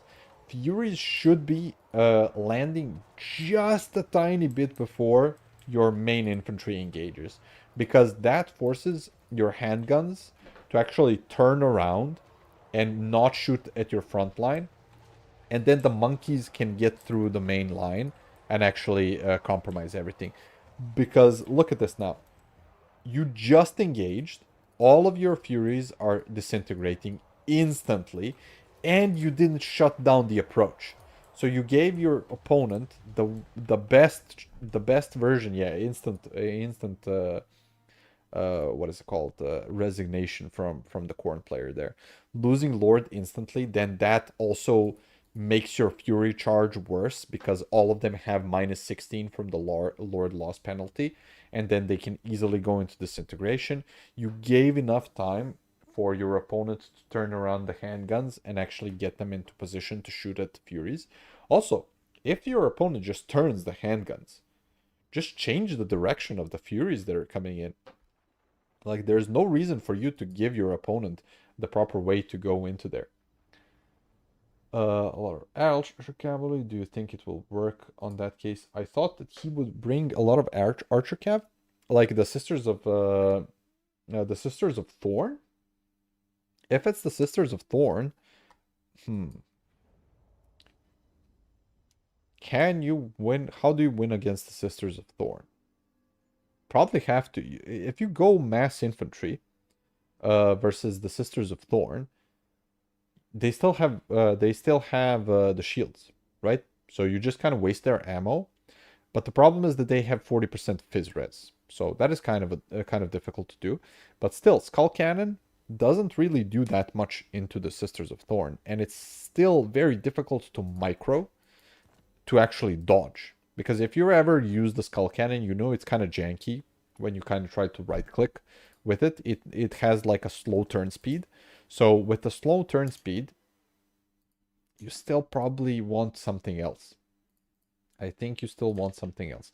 You have to keep your Furies alive at a very specific way so that they kind of like land on top of the proper units and then stop them in combination. But it's a difficult matchup for sure. Like Corn, one of the things Corn hates is getting kited, and one of the only things that Wood Elves do is kiting you, right? So it's kind of bad either way. So let me just double check if who is the last Grinch?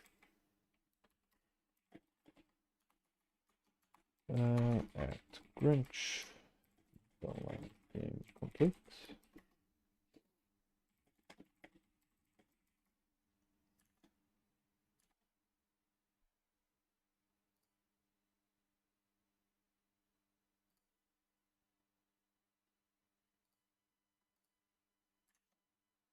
Or if we just continue casting the other games. What time is it? Oh, it's 10:47. This has been a long, long day. Hope you guys are having fun. And yeah, just a more chill version of the stream for today. We're just kind of going through the games, not going super in depth, but still covering some of the tips, especially at the start, considering we had a guest in Killian and in also Opal.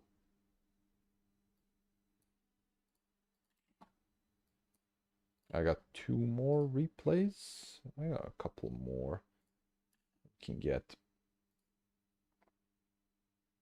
Just waiting on to confirmation from the last 2 players if they're going to be doing the top 4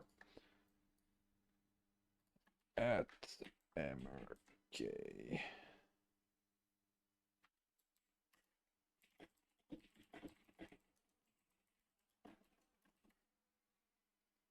Before we advance top 4, it is just 1 game that shows.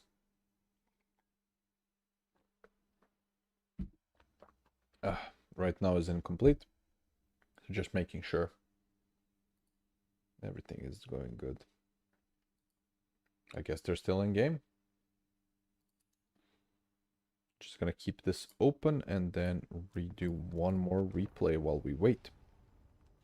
So Tomb Kings against Greenskins. This is kind of Tomb King's favored, and our boy just keeps on doing the same thing, man. Grimgore River Troll Hag. Killian would be very happy if he saw this. So we just have more Grimgore today. Like all of the games, he's just cosplaying Grimgore. So, Chosen of the Gods, basically 1 kitty, double scorpion, necrotect with Archon the Black. Archon L. Archon L Black. Is this how did he rename him? Is this a character loading thing? Probably is. Oh yeah, the Grimgore Pialero. Is this just because they're like either Spanish or Portuguese? How did they get the different names? I'm very confused. But yeah, okay. So, Doomdiver catapults are really good, especially into Chosen of the Gods. So, should definitely be targeting the Chosen of the Gods here. To just get them offline and kill as many models as you can. But yeah, Savage Orcs and Savage Orc Biggins in this matchup are pretty good. They're immune to psychology, right? So no spooky scary ghosts or skeletons. And they have 20% Phys Res, which Tomb Kings don't have a lot of magic damage. They basically have like 2 units of magic damage. But focusing down the Necrotect, very interesting. So he doesn't want to focus down the Chosen of the Gods. And this thing is super accurate. So these guys are going to be hitting. Oh, just as I say that, they completely miss. So the only thing that has magic damage is the Eyes of the Desert here, which are getting harried by Orc-Boar Biggins. So if these guys were braced, they're just turning it around on the Orc-Boar Biggins. Yeah, you don't want to charge into these guys. You want to send something like a shitty Night Goblin into them, and then that's it. Like, you want to tar pit them while you actually win the frontline fight. And let me just double check. Did they report their score in the end? No, they did not.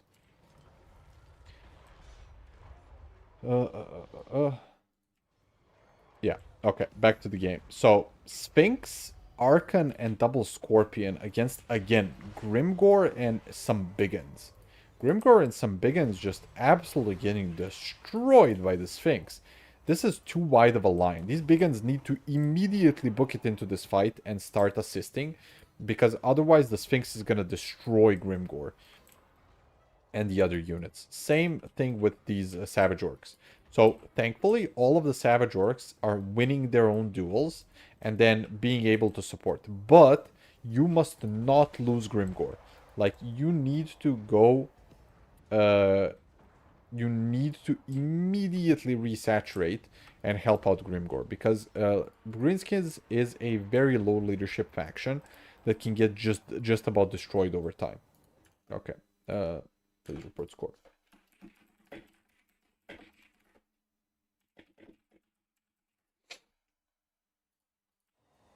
Yeah, you basically need to save Grimgore, and you have enough biggins.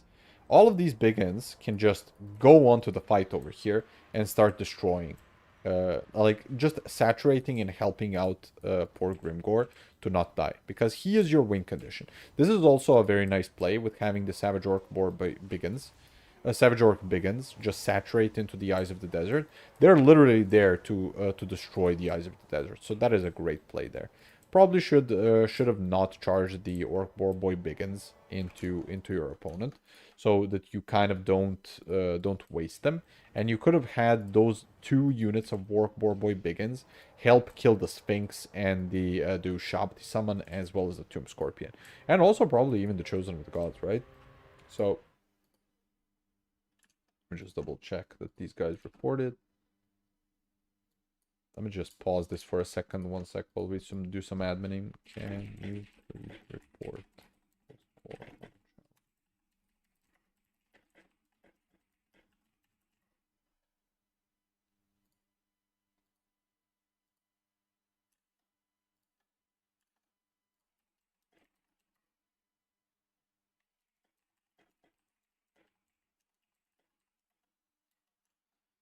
Not Total Tavern. Challenge. Okay.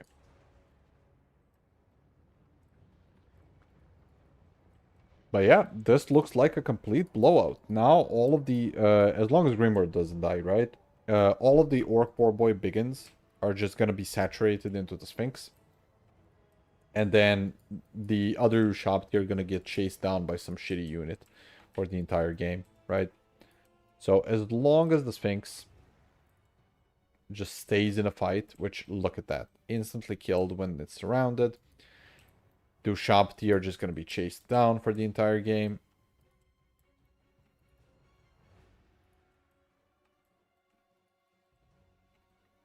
Like, can Arkan carry? So Arkan kind of does a summon here and tries to snipe Grimgore. So when it comes to sniping Grimgore, the Tomb Scorpion definitely is abiding by the rules. So there is a chance, if Grimgore is sniped, for the Sphinx, Shabti, and Arkan to keep up and actually win the game. Because all of these units actually rout, and because the Sphinx just wasn't fighting the entire time. I don't know if this was some sort of rule break. I assume not, because he did target a bunch of units properly. So I think this game is okay. Maybe somebody can look at it, but it did seem like Sphinx was properly attacking. It was trying to just snipe Grimgore over time with Spirit Leeches, and unfortunately, same deal with the previous games that we saw from our boy Arthur here. He just didn't use the mass properly.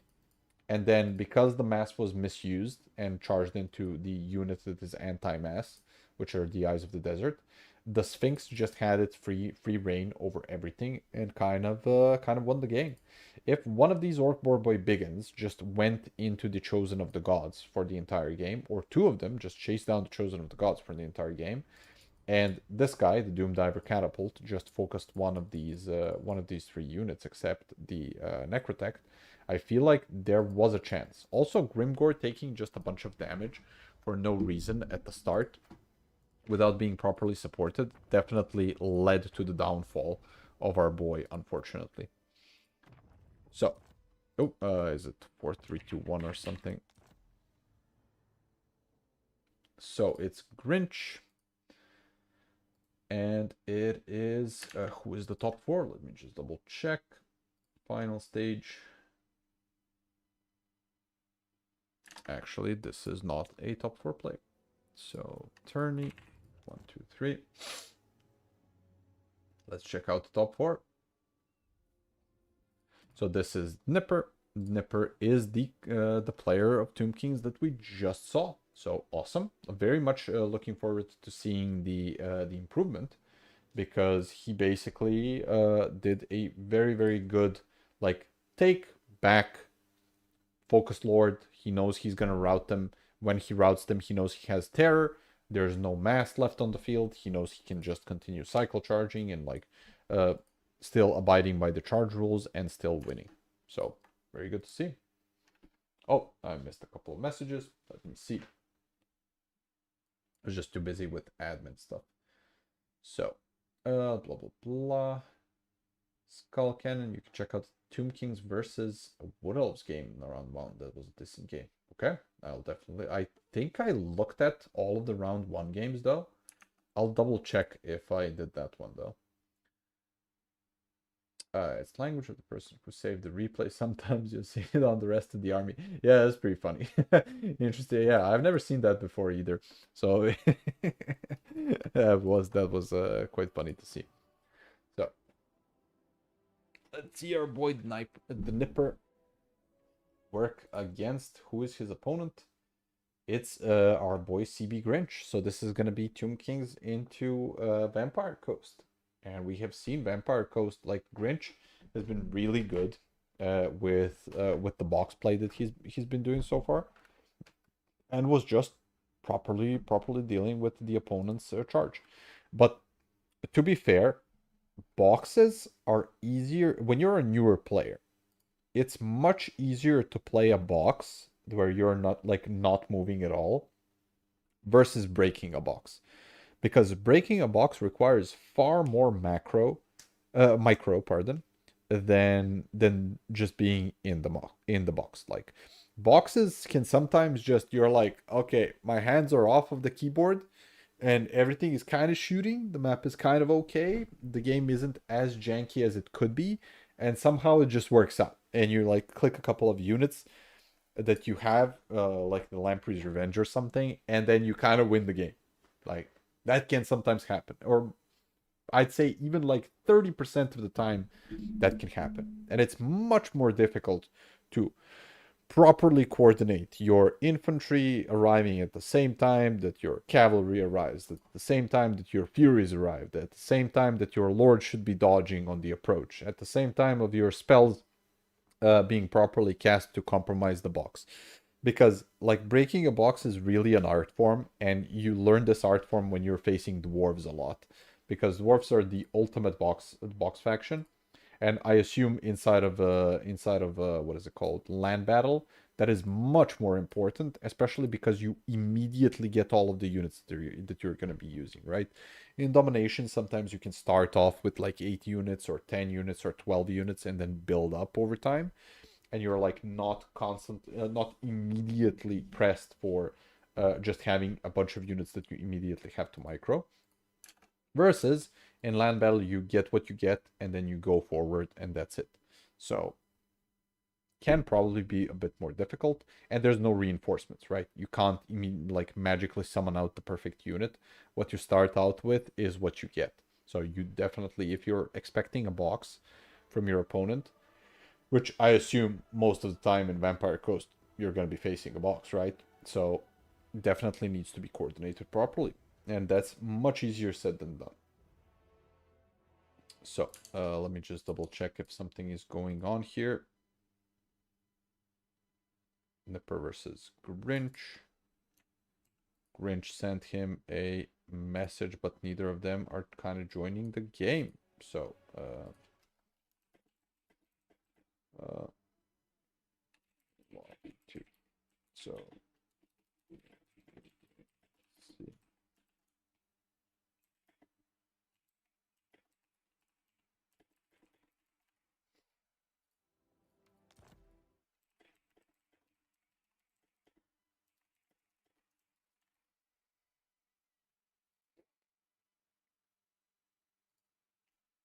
Just double checking if the actual, god damn it. Oh,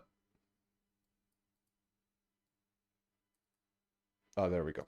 There's Grinch. So, god damn it, it's so hot here in Serbia, man. It's like 30 degrees probably right now, even though it's night. I am itching to, when I finish the stream, to immediately just take off my shirt. I can't wait. So, when it comes to the armies of our boy, it's going to be, as we said, Vampire Coast against Tomb Kings. It's going to be box versus potentially box or box break. I'm actually going to hide the armies here just in case something changes, because this is the semifinals. Probably players wouldn't appreciate getting just completely revealed and then one of them sniping it.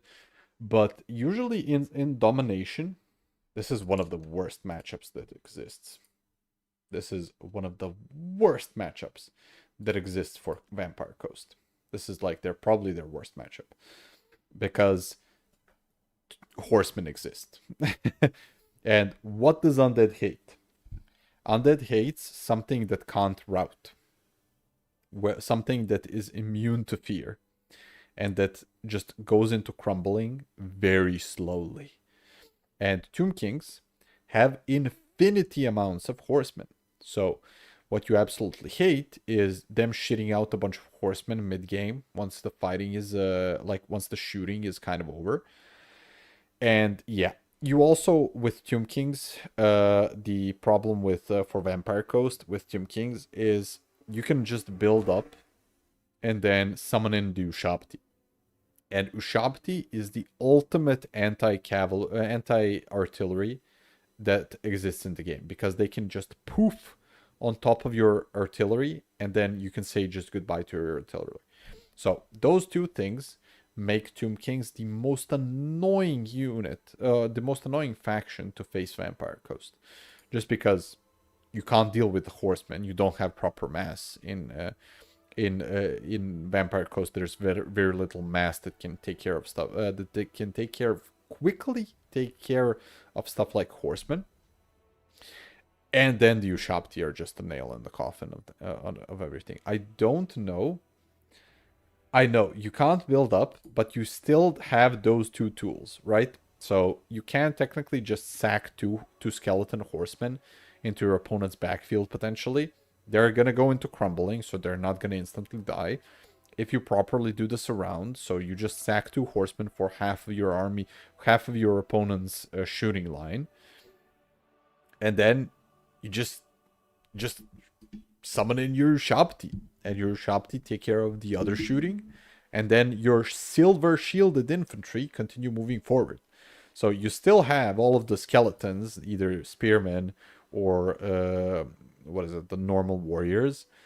They still have silver shields. So on the approach, they're going to be taking 50% less damage because of their shields. So it's still good. It's the same reason why they're good into Wood Elves, right? Because they have horsemen that don't crumble, that you can just sacrifice tactically into your opponent when you're doing the approach. And all of your infantry, be it Tomb Guard, be it just skeletons, are silver shielded. So they just eat a bunch of the shots. So when you're Coast, what do you do? There's also Chosen of the Gods, which are kind of difficult to take care of, unless you go Carronades. But then Carronades get completely countered by the Ushabti summon. So, I don't know. One thing I do not know in land battle, though, is how long does it take for the Ushabti summon to appear? If it takes a long time, then I feel like Coast could have a bit of time to actually do damage.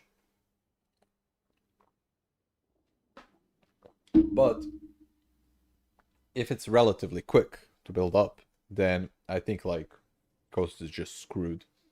I don't know if it's as bad as in Dom though, as Bird mentions. It could be.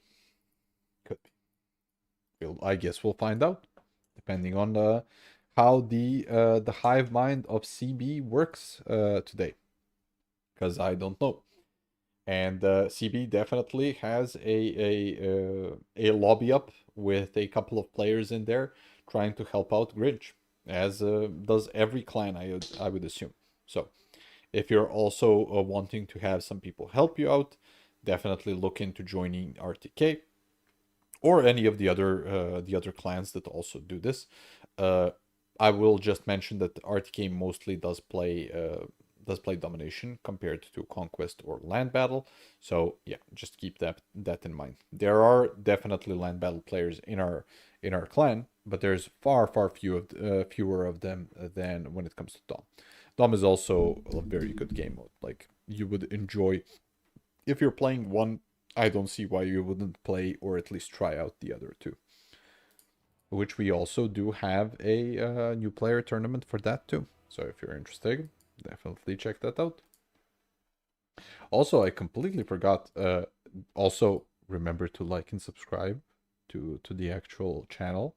We're like 26 subscribers from actually getting to 1,000 and monetization. So if you're interested in that and seeing some not land battle, domination pro players go at it in my and Killian's Warhammer League, definitely do check that out as well. Those are the videos that we post on the channel daily. So hope you enjoy. Other than that, let's get into this semifinals match. I don't know how 20 seconds disappeared from this loading screen, but every single time there's like a loading screen like this, whenever I'm playing against Johnny or something, or his old PC at least, I just go into Narnia land and then look up random stuff in the map. Like, the map makers do a good job of making random things appear on the map, which is pretty cool. Some of them have a bit of a weird lighting, but yeah. Oh, this is such a good map. This is... oh my god, but both players went for shooting. What the hell? Like, this is a terrible map for shooting. Like, if I was Coast, I would shit out all of the horsemen, and then this is a perfect map for it too. Triple crab, Crabbo Stabbo, Vampire Fleet Admiral, double gunnery white. And then we have double carronades. Oh, this map is... yeah, he chooses the proper side for the carronades, but you can still... like, you can still just go like this, right? And then you're kind of just, yeah, you're defended by these trees, by these trees, by these trees, by these trees, by these trees. So this is definitely a more difficult map for our boy Grinch than for our boy Nipper, because he went for triple Ushabti Great Bows. Is it triple? It's double Ushabti Great Bows, triple Ushabti Great Bows. Okay, so max amount of Ushabti Great Bows. So he's gonna have a better time because carronades shoot like forward with no arc, while the... where did they go? So Ushabti Great Bows shoot at an arc, so they can... ugh, don't you hate it when you want to sneeze and then it just goes away? Absolutely hate that feeling. But back to the game. Ushabti Great Bows can just stand behind these trees, and then you have a like 15% chance or something, or like a 30% chance to get hit instead of like an 85% chance to get hit.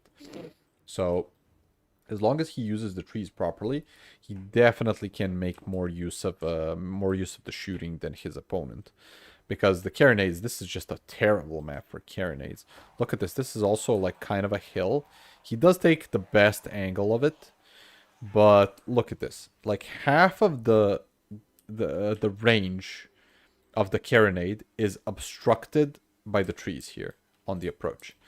And if I was a Nipper, I would definitely start on this side of the map, because he has the advantage of trees being on his opponent's side.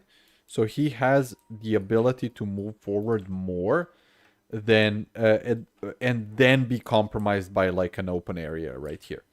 While if he deploys on the left side, you can see that, one, there's far less trees, like there's no trees here, and he has to go to the trees himself to get cover while he can get shot at. So just a note, when you're observing the map, even at the start, you have enough time. You don't need to start immediately, right?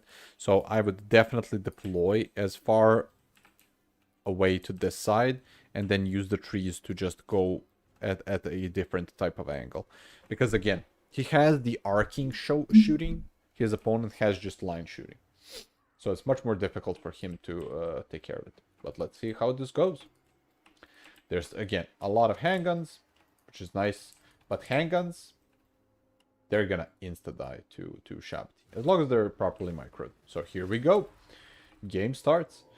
We also see Arkan the Black this time, not the other word that I probably can't say on YouTube. And yeah, Spirit Leech, Purple Sun, Summons, all the good stuff. What is this? Oh, that's the Forbidden Rod. And the... Oh, he actually pops Amulet too. Yeah, this is what I was saying. Like, look at this. Now he's panicking because his Ushabti are getting shot at and they're already in range of the opponent's carronades. But if he was on this side, it would be far, far more difficult to get shot at. And he's kind of moving behind the trees. But it's still just 2 carronades. And that's triple Ushabti. Triple Ushabti can just very quickly kill the carronades. So let's see how quickly this happens. So are they shooting? They are shooting. Here comes the first shots. First shots kind of explode, kill a bit of the crew. And these guys are actually connecting to the models of the carronades. So it's just going to be a matter of time. It's going to be a quick fight between the Ushabti. And I feel like the Ushabti are just going to destroy the carronades. And once that happens, then the Ushabti are kind of free to just shoot into the handguns. And immediately Grinch understands this and is moving forward with the rest of the army. One model goes down. How are the Ushabti doing? Like 9 out of 12 still. And there's 3 Ushabti. Still very bad shots from the Ushabti, unfortunately, for Dnipr. It's taking a while for them to actually kill the carronades. You would love to see better shots. But that's kind of the RNG of the game, just sometimes. You can't do much. But he is using the trees, so that is very good. Carronades just about being fully compromised, and then it's just going to be a shooting gallery. I believe that Dnipr can just move backward and then just not care and continue shooting into the handguns with the Ushabti. Yeah, there goes the entire carronade to the right side. Just one model left on the right side carronade too. And then if he moves back the Chosen of the Gods and the other Ushabti, which he should, then he can just continue shooting into the zombie pirate deckhand mobs. Surprisingly, not a single horseman in this build. Like, that is very surprising, at least to me, because I know the prevalence. Oh, that is such a good summon over here. So he summons a skeleton warrior directly on the gunnery mob bombers, denying them their bomber charges. Like, they did do a first volley, but they didn't do as much damage. Also cycling out Arkan, very, very well played. Then just yoinking the freaking Tomb Scorpion directly at his opponent. Very well played. A bit of a tactical reserve over here with a couple of the handguns. And the handguns over here, look at how terrible they are on this map, man. Like, so many trees, just obstruction upon obstruction. And the kitties and the scorpions are just having a field day. They definitely should also be just cycle charging through these units, because he has a very big advantage there. The Carrion going forward, very nice. They're gonna be landing. Again, they're undead. So in this game, they're the perfect counter to these type of units. So as long as they land, they're just gonna pop like a Realm of Souls or something. And then these guys are gonna be insta-dead. All of those Ushabti are still alive. They're kind of just shooting into whatever at this point. These guys, probably the Chosen of the Gods, should be focusing down not the units, but the actual zombie, the deckhand mobs, while the other Ushabti, the normal Great Bows, should be focusing the characters, because the characters, these guys have single shot ammo, which is perfect for sniping characters that are high armor. These guys have shotgun ammo, which is very, very much better into handgun units and multi-entity units, because then it explodes at the top of the unit, and then it kind of just does a like full-on spread onto a handgun unit. So it would like take, I don't know, 12%, 20% or something from each of the units when they're shooting at it. We can look at a volley right here. So these guys are just lining up their shots. And there goes one shot, and then it explodes, right? And it does multi-entity damage to the actual handguns. Versus the other guys that they just have single shots. So single shots, when you're shooting into a unit that has 110 models, it's kind of not the best. But well, just as I was saying that there was so many things that can actually shoot and compromise here, I actually don't see the kitty. Where's the kitty? Did the kitty get massacred? Oh no, I missed the kitty getting massacred by the War Sphinx. Oh no, that was a definite misplay in not compromising the zombie part that can mob handguns. And this is what I was talking about, the Ushabti. Like, animated Hulks get into the Chosen of the Gods, and Chosen of the Gods, even though they did get a lot of damage done, they didn't shut down the rest of the handgun mobs, which are very, very difficult to take care of here. Nice Ushabti summon in the back, but they are kind of very close to unbinding. And look at these guys getting Last Samurai, just insta death to the Tomb Scorpion. It does get into combat, which is nice, but there's still this one handgun mob that can technically turn around and then just destroy it too. So he should definitely be doing that. And in the end, it seems like the Ushabti just didn't cook strong enough. They did get their value, but they kind of just killed the mobs or the gunnery whites and stuff, but they kind of didn't matter. Like, there was still enough other shooting in this game to actually make them work. So maybe this is a completely different matchup for Vampire Coast in land battle compared to normal battles. But I feel like the Sphinx definitely isn't the play here either. Like, you don't want a huge monster that can easily get shot at by just a bajillion handgunners. Imagine if there was, instead of the Sphinx, imagine 5 horsemen. 1 horseman for each handgun. Imagine that. All of them having bronze shields to just charge in and destroy all these handguns. Like, that would have been an instant win from the side of the Tomb Kings. So I feel like this is still a very Tomb Kings favored matchup. This was just a bit of a build mistake. I feel like the Chosen of the Gods and the Ushabti can be okay. It's just Sphinx that wasn't properly allocated. But it definitely does seem a bit over. What is still keeping our boy alive? So it's just a couple of these Ushabti and Archon, basically. I don't think, like in the previous few games that we've seen Nipper win by just Spirit Leeching the heroes, I don't think in this one he can win, because there's overwhelming amount of infantry, and there's just 23 units left for Nipper in the game.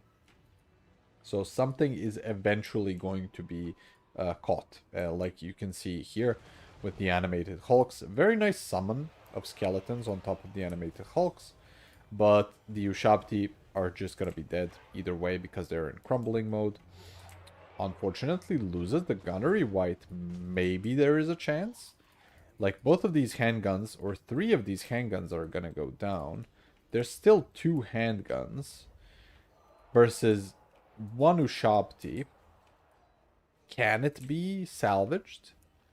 Is it possible to salvage this game with just the Chosen of the Gods? Potentially it is, because if you make the animated Hulks crumble, these skeleton warriors are gonna disappear very soon. In like 15 seconds after this, right? Or 30 seconds after this. Can it be salvaged? Potentially could. Technically applying the rules here with attacking the zombie-fired deckhand mobs and the Chosen of the Gods just running away and kiting. These guys are going to crumble to death. This Archon is still alive. Does he have another summon? He does have another summon. So he can actually pop Staff of Nagash, decrease the cooldown, and probably get, yeah, he actually gets the animated Hulks to disintegrate. He can most likely just chase down and kill these zombie pirate deckhand mobs. And then it's just 2 handgun mobs. And those 2 handgun mobs are just gonna be like charged by Archon probably. Or actually shot at by Ushabti. Oh, this is such a close game. But I feel like actually the Tomb Kings player does in the end have it. Even with blundering the Sphinx, he just has overwhelming like range advantage now, and these guys are absolutely gonna massacre the handguns, and they're instantly gonna go into crumbling with their when they're gonna get shot at. Yeah, there they go. Pew pew. Pew pew. Damage sustained. How are they not getting debuffed? Like, getting shot at? Do they not care about this? Why are they not caring about the being under fire? Is this not a thing? For undead? Immunity, routed, blade. Shouldn't these guys get a debuff from getting shot at? Or am I crazy?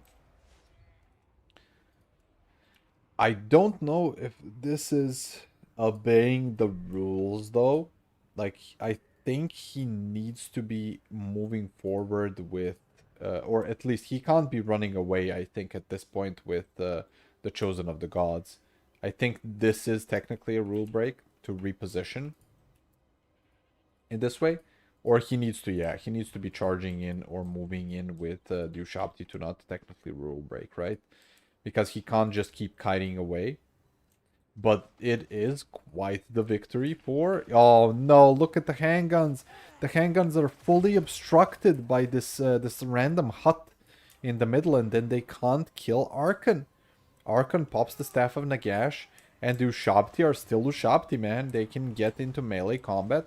They have 18, I guess, melee attack. So they actually get into get into combat, and these guys have just 6 melee defense. The worst freaking unit in the game. And then there's still a freaking Spirit Leech from Arkan. Just getting them. Oh my god, Nipper actually has it.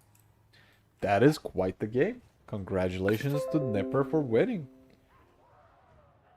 Oh, sorry about that. That was just a just an email. But yeah, wow. Very well played to Nipper. Even with losing the Sphinx and a couple of the units that he probably should not have lost at this point. I feel like he played an awesome game here. And there's no way that these guys run away from the shot. Even has a purple sun in his back pocket to destroy. And there goes the actual game. Wow, well played. Well played. I do wonder how much value the Sphinx got. It was probably like 300. Because it had nothing to attack there. So let's see, Sphinx. 3, yeah, just 286. Nothing to attack. All of the Ushabti Great Bows paying for themselves, which is very nice to see. They just destroyed the Carronades. Carronades unfortunately can't do anything in here. And yeah, it's still a terrible matchup for Vampire Coast. It is confirmed that this is a terrible matchup for Vampire Coast.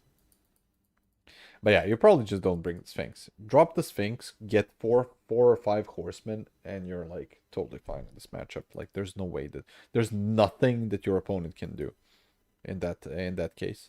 Like do Shabti Great Bows take care of Silostra, take care of Morngulls, take care of Lamprey's Revenge and anything, and handguns, right? And the Carronades, as you saw. And then you have just a bajillion horsemen when the Vampire Coast player starts moving forward for you to actually take care of them. So very well played. Very surprising too.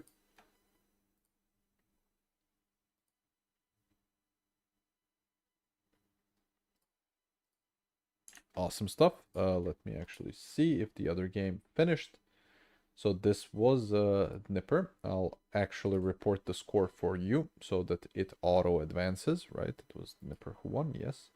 So it's Nipper versus the other CB. So CB is still in the finals, though, even though the Grinch lost in this game. Let me actually invite both of the players and host this for them, just so that they can actually get there.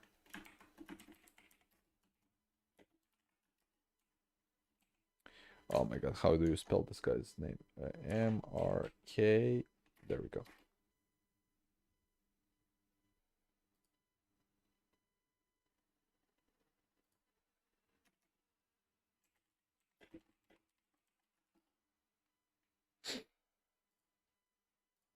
Oh, let me actually add a player slot here and destroy this one and see what the final. The Lost Crater.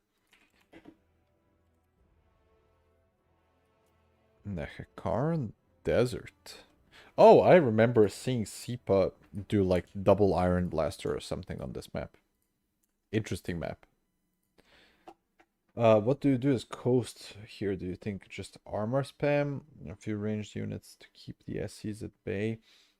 I honestly don't know. Like, I don't think you can win this matchup. What can you do?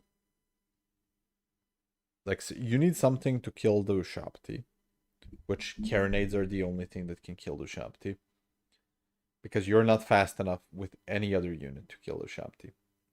The Ushabti are the main problem. And then horsemen. So, can you go for some like air cheese? Probably not. There's limits to that, especially with 360 units.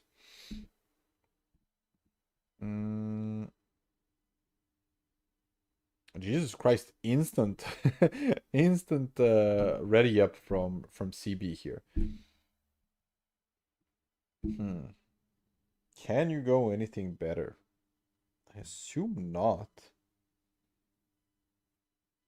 I don't think you can even go for depth guard spam, because depth guard spam suffers the same problem, right? They're slow armored infantry that can just be killed by Ushabti great bows. Like, you have nothing on Ushabti great bows. You can't kill them. Maybe deck gunners. The deck gunners are the same. I don't know. I legit do not know if you can just theoretically, whatever I'm thinking about in this matchup just instantly loses. Like, there's no play that you can do. Maybe if you're crazy enough to do it, maybe you can do like Necrofix Colossus, then try to duel them. But I still don't think, like, Necrofix are so dog shit in accuracy and stuff that they kind of just don't do what they're supposed to do. In theory, they should do a lot of damage if you have, like, I don't know, double Necrofix or Noctilus plus Necrofix, but then you just lose the rest of the army because you went too expensive on the Necrofix stuff. So I think it's just a trash matchup. Like, there's nothing that comes to mind that is actually proper here. But yeah, let's see the finals. So, Infinity Silver Shields, like we were talking about. So, against Wood Elves, you can just go Infinity Silver Shields and move forward. This is the way. Then you get a couple of Chariots, a couple of Tomb Scorpions. Man, what is with... Like, I haven't seen this many Tomb Scorpions in Domination ever. Ever. And we have seen in every single game, it's double Tomb Scorpion, which is crazy to me. So I guess in land battle, it is quite a bit different. Then we see Eyes of the Desert, Chosen of the Gods, like in every single game so far. 2 Nehekarn Horsemen, 2 Chariots, and then Archon the Black. With Spirit Leech, Fate Buna, and the summons of everything that he properly has. So he's going to be doing like Liber Mortis onto the Chosen of the Gods if they get into range of anything.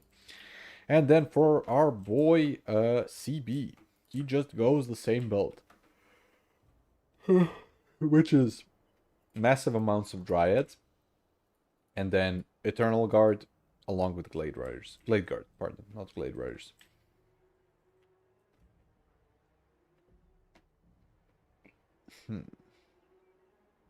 Can you win this as Wood Elves in any way? Like, if he went for, let's theory this. If he went for all melee, he would instantly lose because there's 2 Chariots and there's Chosen of the Gods. So that's out of the question. And 2 Tomb Scorpions. So all melee Wood Elves instantly lose to this. Only every game in the Discord, but it's actually do it. I mean, he followed your thing to the letter, and he's in the finals. So you're onto something, Bird. You're onto something. But yeah, when it comes to the Wood Elf build, what can you actually do? Can you 12 Glade Guard? Or like 6 Glade or whatever, 10 Glade Guard. Can that work? That's probably your best bet, honestly. 10 Glade Guard, max Wild Riders, max Dryads, Dryka. Can that work? That's probably the best that you can do. Because then you have enough Pew Pew to kill all of the SCs as well as fight the Chosen of the Gods. And not care about how many Glade Guard you lose on the approach. And even you can just shoot down the chariots and then have the Wild Riders defend yourself. And you have enough ammo. Like, these guys have 22 ammo. Like, there's no reinforcements. The problem that Wood Elves face in Domination is more shitty infantry that is going to be walking in front at them, right? So you kind of have enough ammo to actually take care of all of the shielded infantry from Tomb Kings at this point.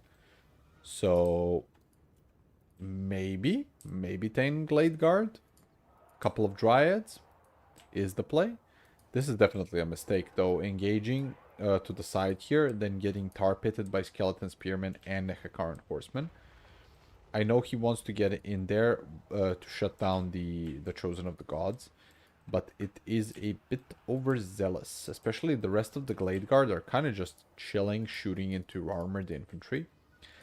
You either need to commit to not engaging the front and then shooting the armored infantry down first, or you need to move forward and then just try and kill the Chosen of the Gods first, which they're just farming your Glade Guard at this point. This is the Malevolent Dryads. They're getting onto the Eyes of the Desert. Nice downhill charge onto the Eyes of the Desert, but this is a mistake still. Because you don't want your anti-large unit to fight their anti-large unit. Like, these guys are now in combat with something that they want to be fighting. Especially with Libra Mortis active, Wild Hunters of Kurnos are gonna be losing that fight over time. You should be surrounding, like, the Tomb Scorpion, or trying to get around these guys, and then there goes the Buna. Oh no. Wood Elves instantly losing to the Buna over here. Yeah, this is what you want. Your Wild Riders need to be going into the chariots. This is a great play from the defense side of our boy Wood Elf player. But it's still overwhelming odds, man. Like, the Chosen of the Gods are completely uncontested here, and he is a bit overzealous with the chariots, though. This is a bit of a mistake. Like, he's going too far in, and then in the range of the Glade Guard. But at least one of them does get away and actually get into a Glade Guard. That was the limpest charge of my life. What is this? Was it Dryka just stopping their tar pit or something? That was quite awkward. And Dryads do get onto the Chosen of the Gods. There is still some play. Wild Hunters of Kurnos, though, completely destroyed from this game. Same with the Malevolent Dryads. Now the Eyes of the Desert are completely free to roam and continue fighting. This is a bit of an issue for our Tomb Kings player, though. He is fighting on a really wide front. So he is trying to hold out the entire Wood Elf army at the entire flank, which is a bit of a mistake, especially because what is he holding out for here? Like, all of these units are just gonna die over time, and they're not dying to hold for something, because the Chosen of the Gods, which is the only thing that he's defending for, is over here. So all of these units are just no function losing over time. And the Ushabti summon is also summoned to that side, which is, I feel like, a mistake. Definitely should have summoned it right here to take care of the 3 Glade Guard that could potentially die. Because the Glade Guard to this side kind of don't matter. They're not supporting your main fighting that is over here, right? This is your important stuff. Like, 3 of these Glade Guards are now kind of shooting into your Eyes of the Desert. And your Eyes of the Desert are going into the entire fight and just getting Melcost, then shot at by 2 other Glade Guards, and these guys are also turning around. Imagine if the Ushabti summon was here. Like, you don't care about this one Glade Guard that can be compromised, nor this one. These 3 are the ones that are super important. Over here, the Tomb Scorpion is still doing okay. The Chosen of the Gods just... Oh, the Wild Hunters of Kurnos still have 33 models at 900 HP. What the fuck is this unit, man? crazy. Oh, again, spirit leeching multi-entity cav units is a bad thing. Don't do this. Do something else. Like, spend it onto something else. Wait for another Buna. I do understand that you kind of want to get rid of this unit by any means necessary, especially with Tomb Scorpion being right there. But I feel like that is definitely an issue, that these guys did not die. It's crazy that they kept 33 unit models there. It's insane. Tomb Scorpion still being there. Unfortunate summon of the Chosen, of the Ushabti, man. If the Ushabti shut down these three Glade Guard over time, I would give this game instantly to Wood Elves, to Tomb Kings, pardon me. But with that being compromised, I do hope that there is not a disconnect here from either side. It still seems like they're in the game, just that there's massive lag. But at this point, it's kind of even. Now with losing the Chosen of the Gods, I would even give it to the Wood Elves a bit of an advantage. But thankfully, the Chosen of the Gods don't crumble, and they can still fight.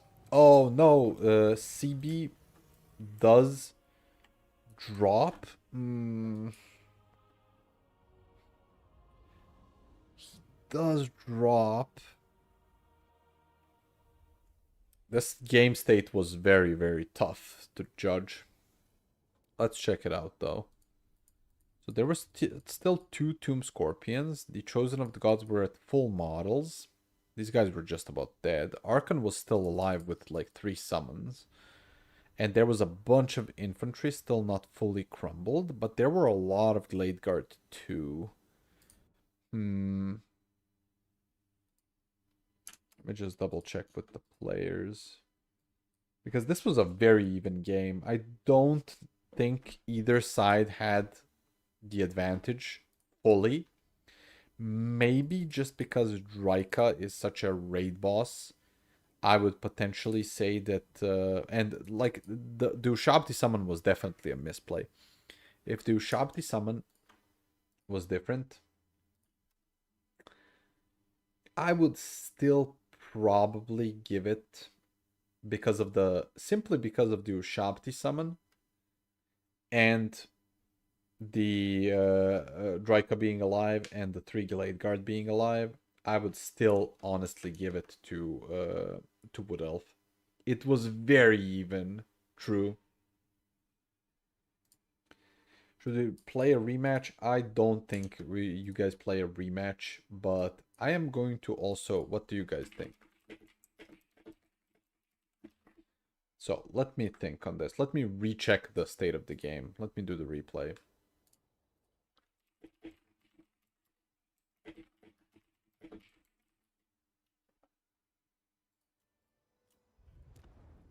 It could have gone either way.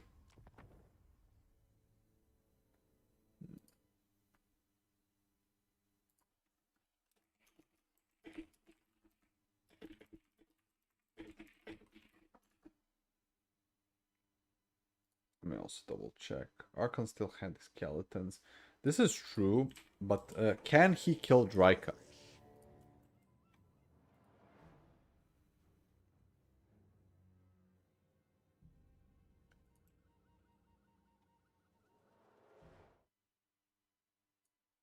I think the Tomb Scorpions, yes, they can potentially not be killed by the Glade Guard, but they can be brought low enough for Draika to actually solo them, because Draika is an absolute raid boss in this way. So let's just go back to the actual game state. Ammo was probably not even in question in this game. Like, Wood Elves in land battle have a very, very difficult time for dropping. There was also at least one Buna. Like, there was one Buna onto these guys, and then multiple Spirit Leeches throughout the game. I do wish that we could see the rest of the WOM. Do you know how much WOM did you have left? Oh, fuck. I didn't do it at the Nipper.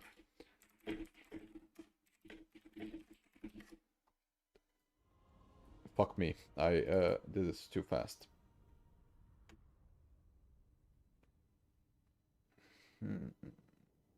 Yeah, that's very true. We might have an actual land battle player that could judge this better than myself. But sorry about that. I sped it up too fast. I actually didn't think it was that short of a game.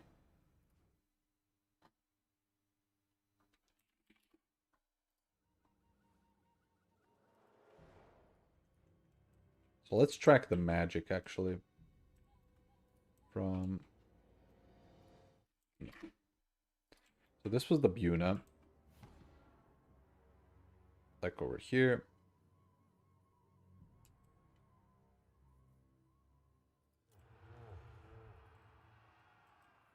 Still over.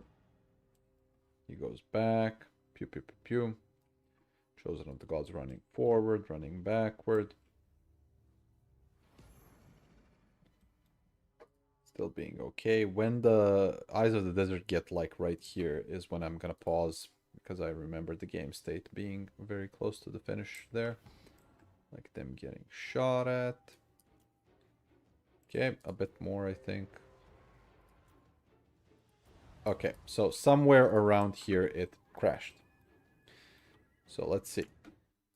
Let's recheck this. Rolling how good Drake is in battle. Like, there was at least 2 or 3. Let me just double check if they said something like 13. I don't know about this.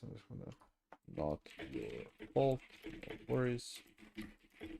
I'll check the state. So 13 more. Doesn't like that. I don't know how much in reserves. So he had like 2 spirit. Let's say he had 4 spirit leeches. So 4 spirit leeches. Draika is full HP. Like Draika being full HP at 5k. She's an absolute raid boss. The Tomb Scorpions. So these guys are dead. I know it crashed just as they were about to die. These guys are gonna crumble. So Unbind, they're going to take care of this Glade Guard. So it's going to be -1 Glade Guard. This Nehakaran Horseman also is dead. So technically, there's going to be 4 Glade Guard that are going to be alive. And this Eyes of the Desert is going to die. The Chosen of the Gods kind of do get a bit crumped here in the charge, right? So they get recharged. And there's another Spirit Leech over here. So, these guys are going to be just about dead. All of the Skellies... So, there's a full health Dryad here. There's a full health Eternal Guard over here. There's another half health Eternal Guard over here. And a full health Eternal Guard here. It's just 2 Tomb Scorpions... and potentially some Kite. But still, there's overwhelming enough. Yeah, the ROR Cav unit will die, but it will take a bit more damage. It will give a bit more damage onto the Chosen of the Gods. And it forces them into a bad position right here, right? So they have to move away from these guys. Because the Dryads are still alive. These guys are normal Dryads. These are not a summon. So if these guys stand here...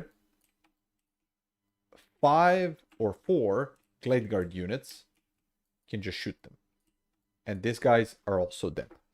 There's also an overwhelming amount of just infantry. And still a Wild Rider unit here along with Draika fighting a Scorpion. So taking in this into account, let's check the Skellies. There's still 4 Skellies, so this is not an issue. So he does have Skelly summons. Problem with Skelly summons is it's 50 meter range. So technically it could happen that Archon and Double Scorpion could carry. But I feel like the undead would lose on what is it called? This thing, balance of power, because all of these skeletons would crumble. So this would be at like 20% maybe. So if any of these Glade Guard, these guys are actually going to come back at some point too, right? Because they have 50 models left. And this thing is going to crumble in 30 seconds. So probably right here, they're gonna come back.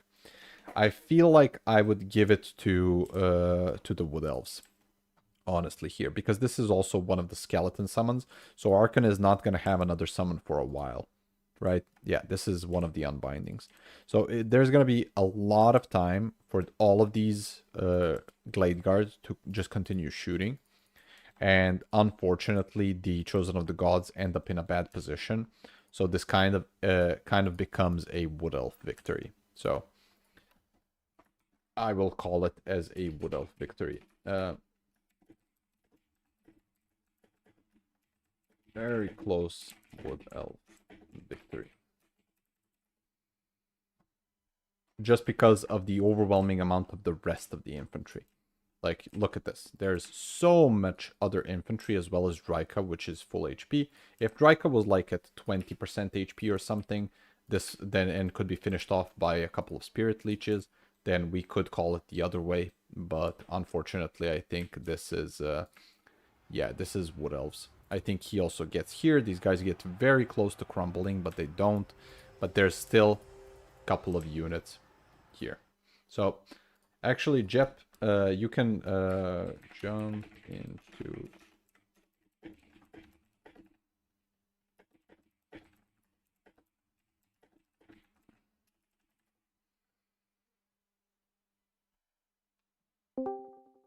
Yep. Okay. So is this like right about? Yeah, this is before the just game before ends the and somebody just drops? before the And crash. this Yeah, is and this is the finals, right? finals, correct. Okay, so what is is that Ushabti in the back real? No, this one is crumbling in That's a sub- 24 okay, seconds, so and it's that- in weak That binding. guy's not gonna do. Yes, No. that guy's not gonna do anything else useful. Yep. These guys are also crumbling, just about dead and being focused by three units. So these guys are dead. How much leadership do Chosen have right now? And what does Arkan have?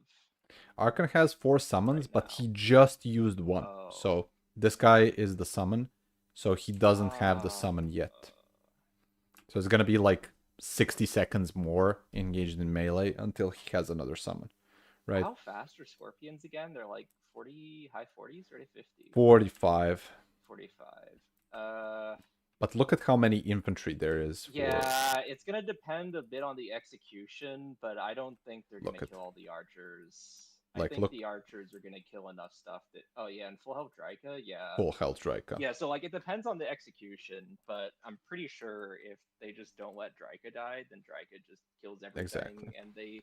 and Tomb Kings is not going to be able to kill the archers. Like the Scorpions will not get in range before they just get Yeah. samurai'd. There was an Chosen of the unfortunate... gods, like This summon was very unfortunate because it was on the side. If it was summoned over here, it could have potentially routed and took care of these 3 archers.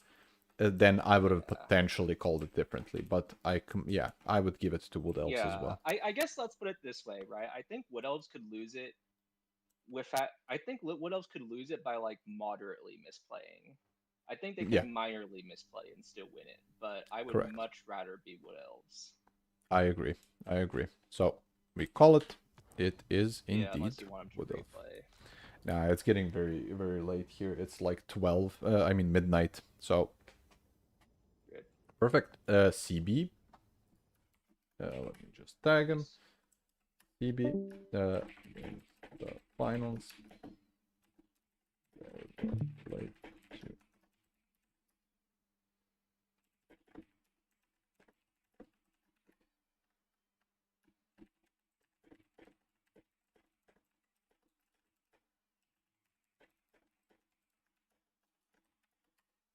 Congratulations. And I hope you guys also enjoyed. Let me just double check if there were any comments. Yeah, Draika being full HP is just tough. As Jep said, like he did basically the same analysis as I did, which was quite unfortunate that there's still so much infantry for Wood Elves, and also all of the Glade Guard were just uncompromised.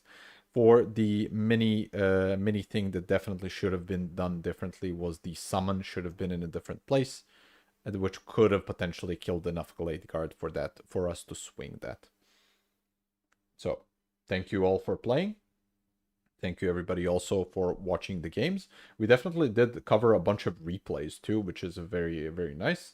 And no worries about it. I was running the same build in every game. Yeah, classic Wood Elves.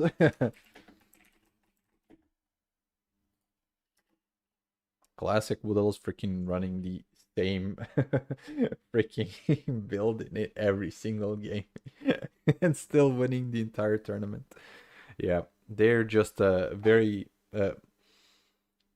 very new player friendly to play. Like they're very strong, all of their units are individually very strong, and then if you properly learn to micro over time, it does make sense that that you kind of have a good win rate with them. So thank you everybody for watching.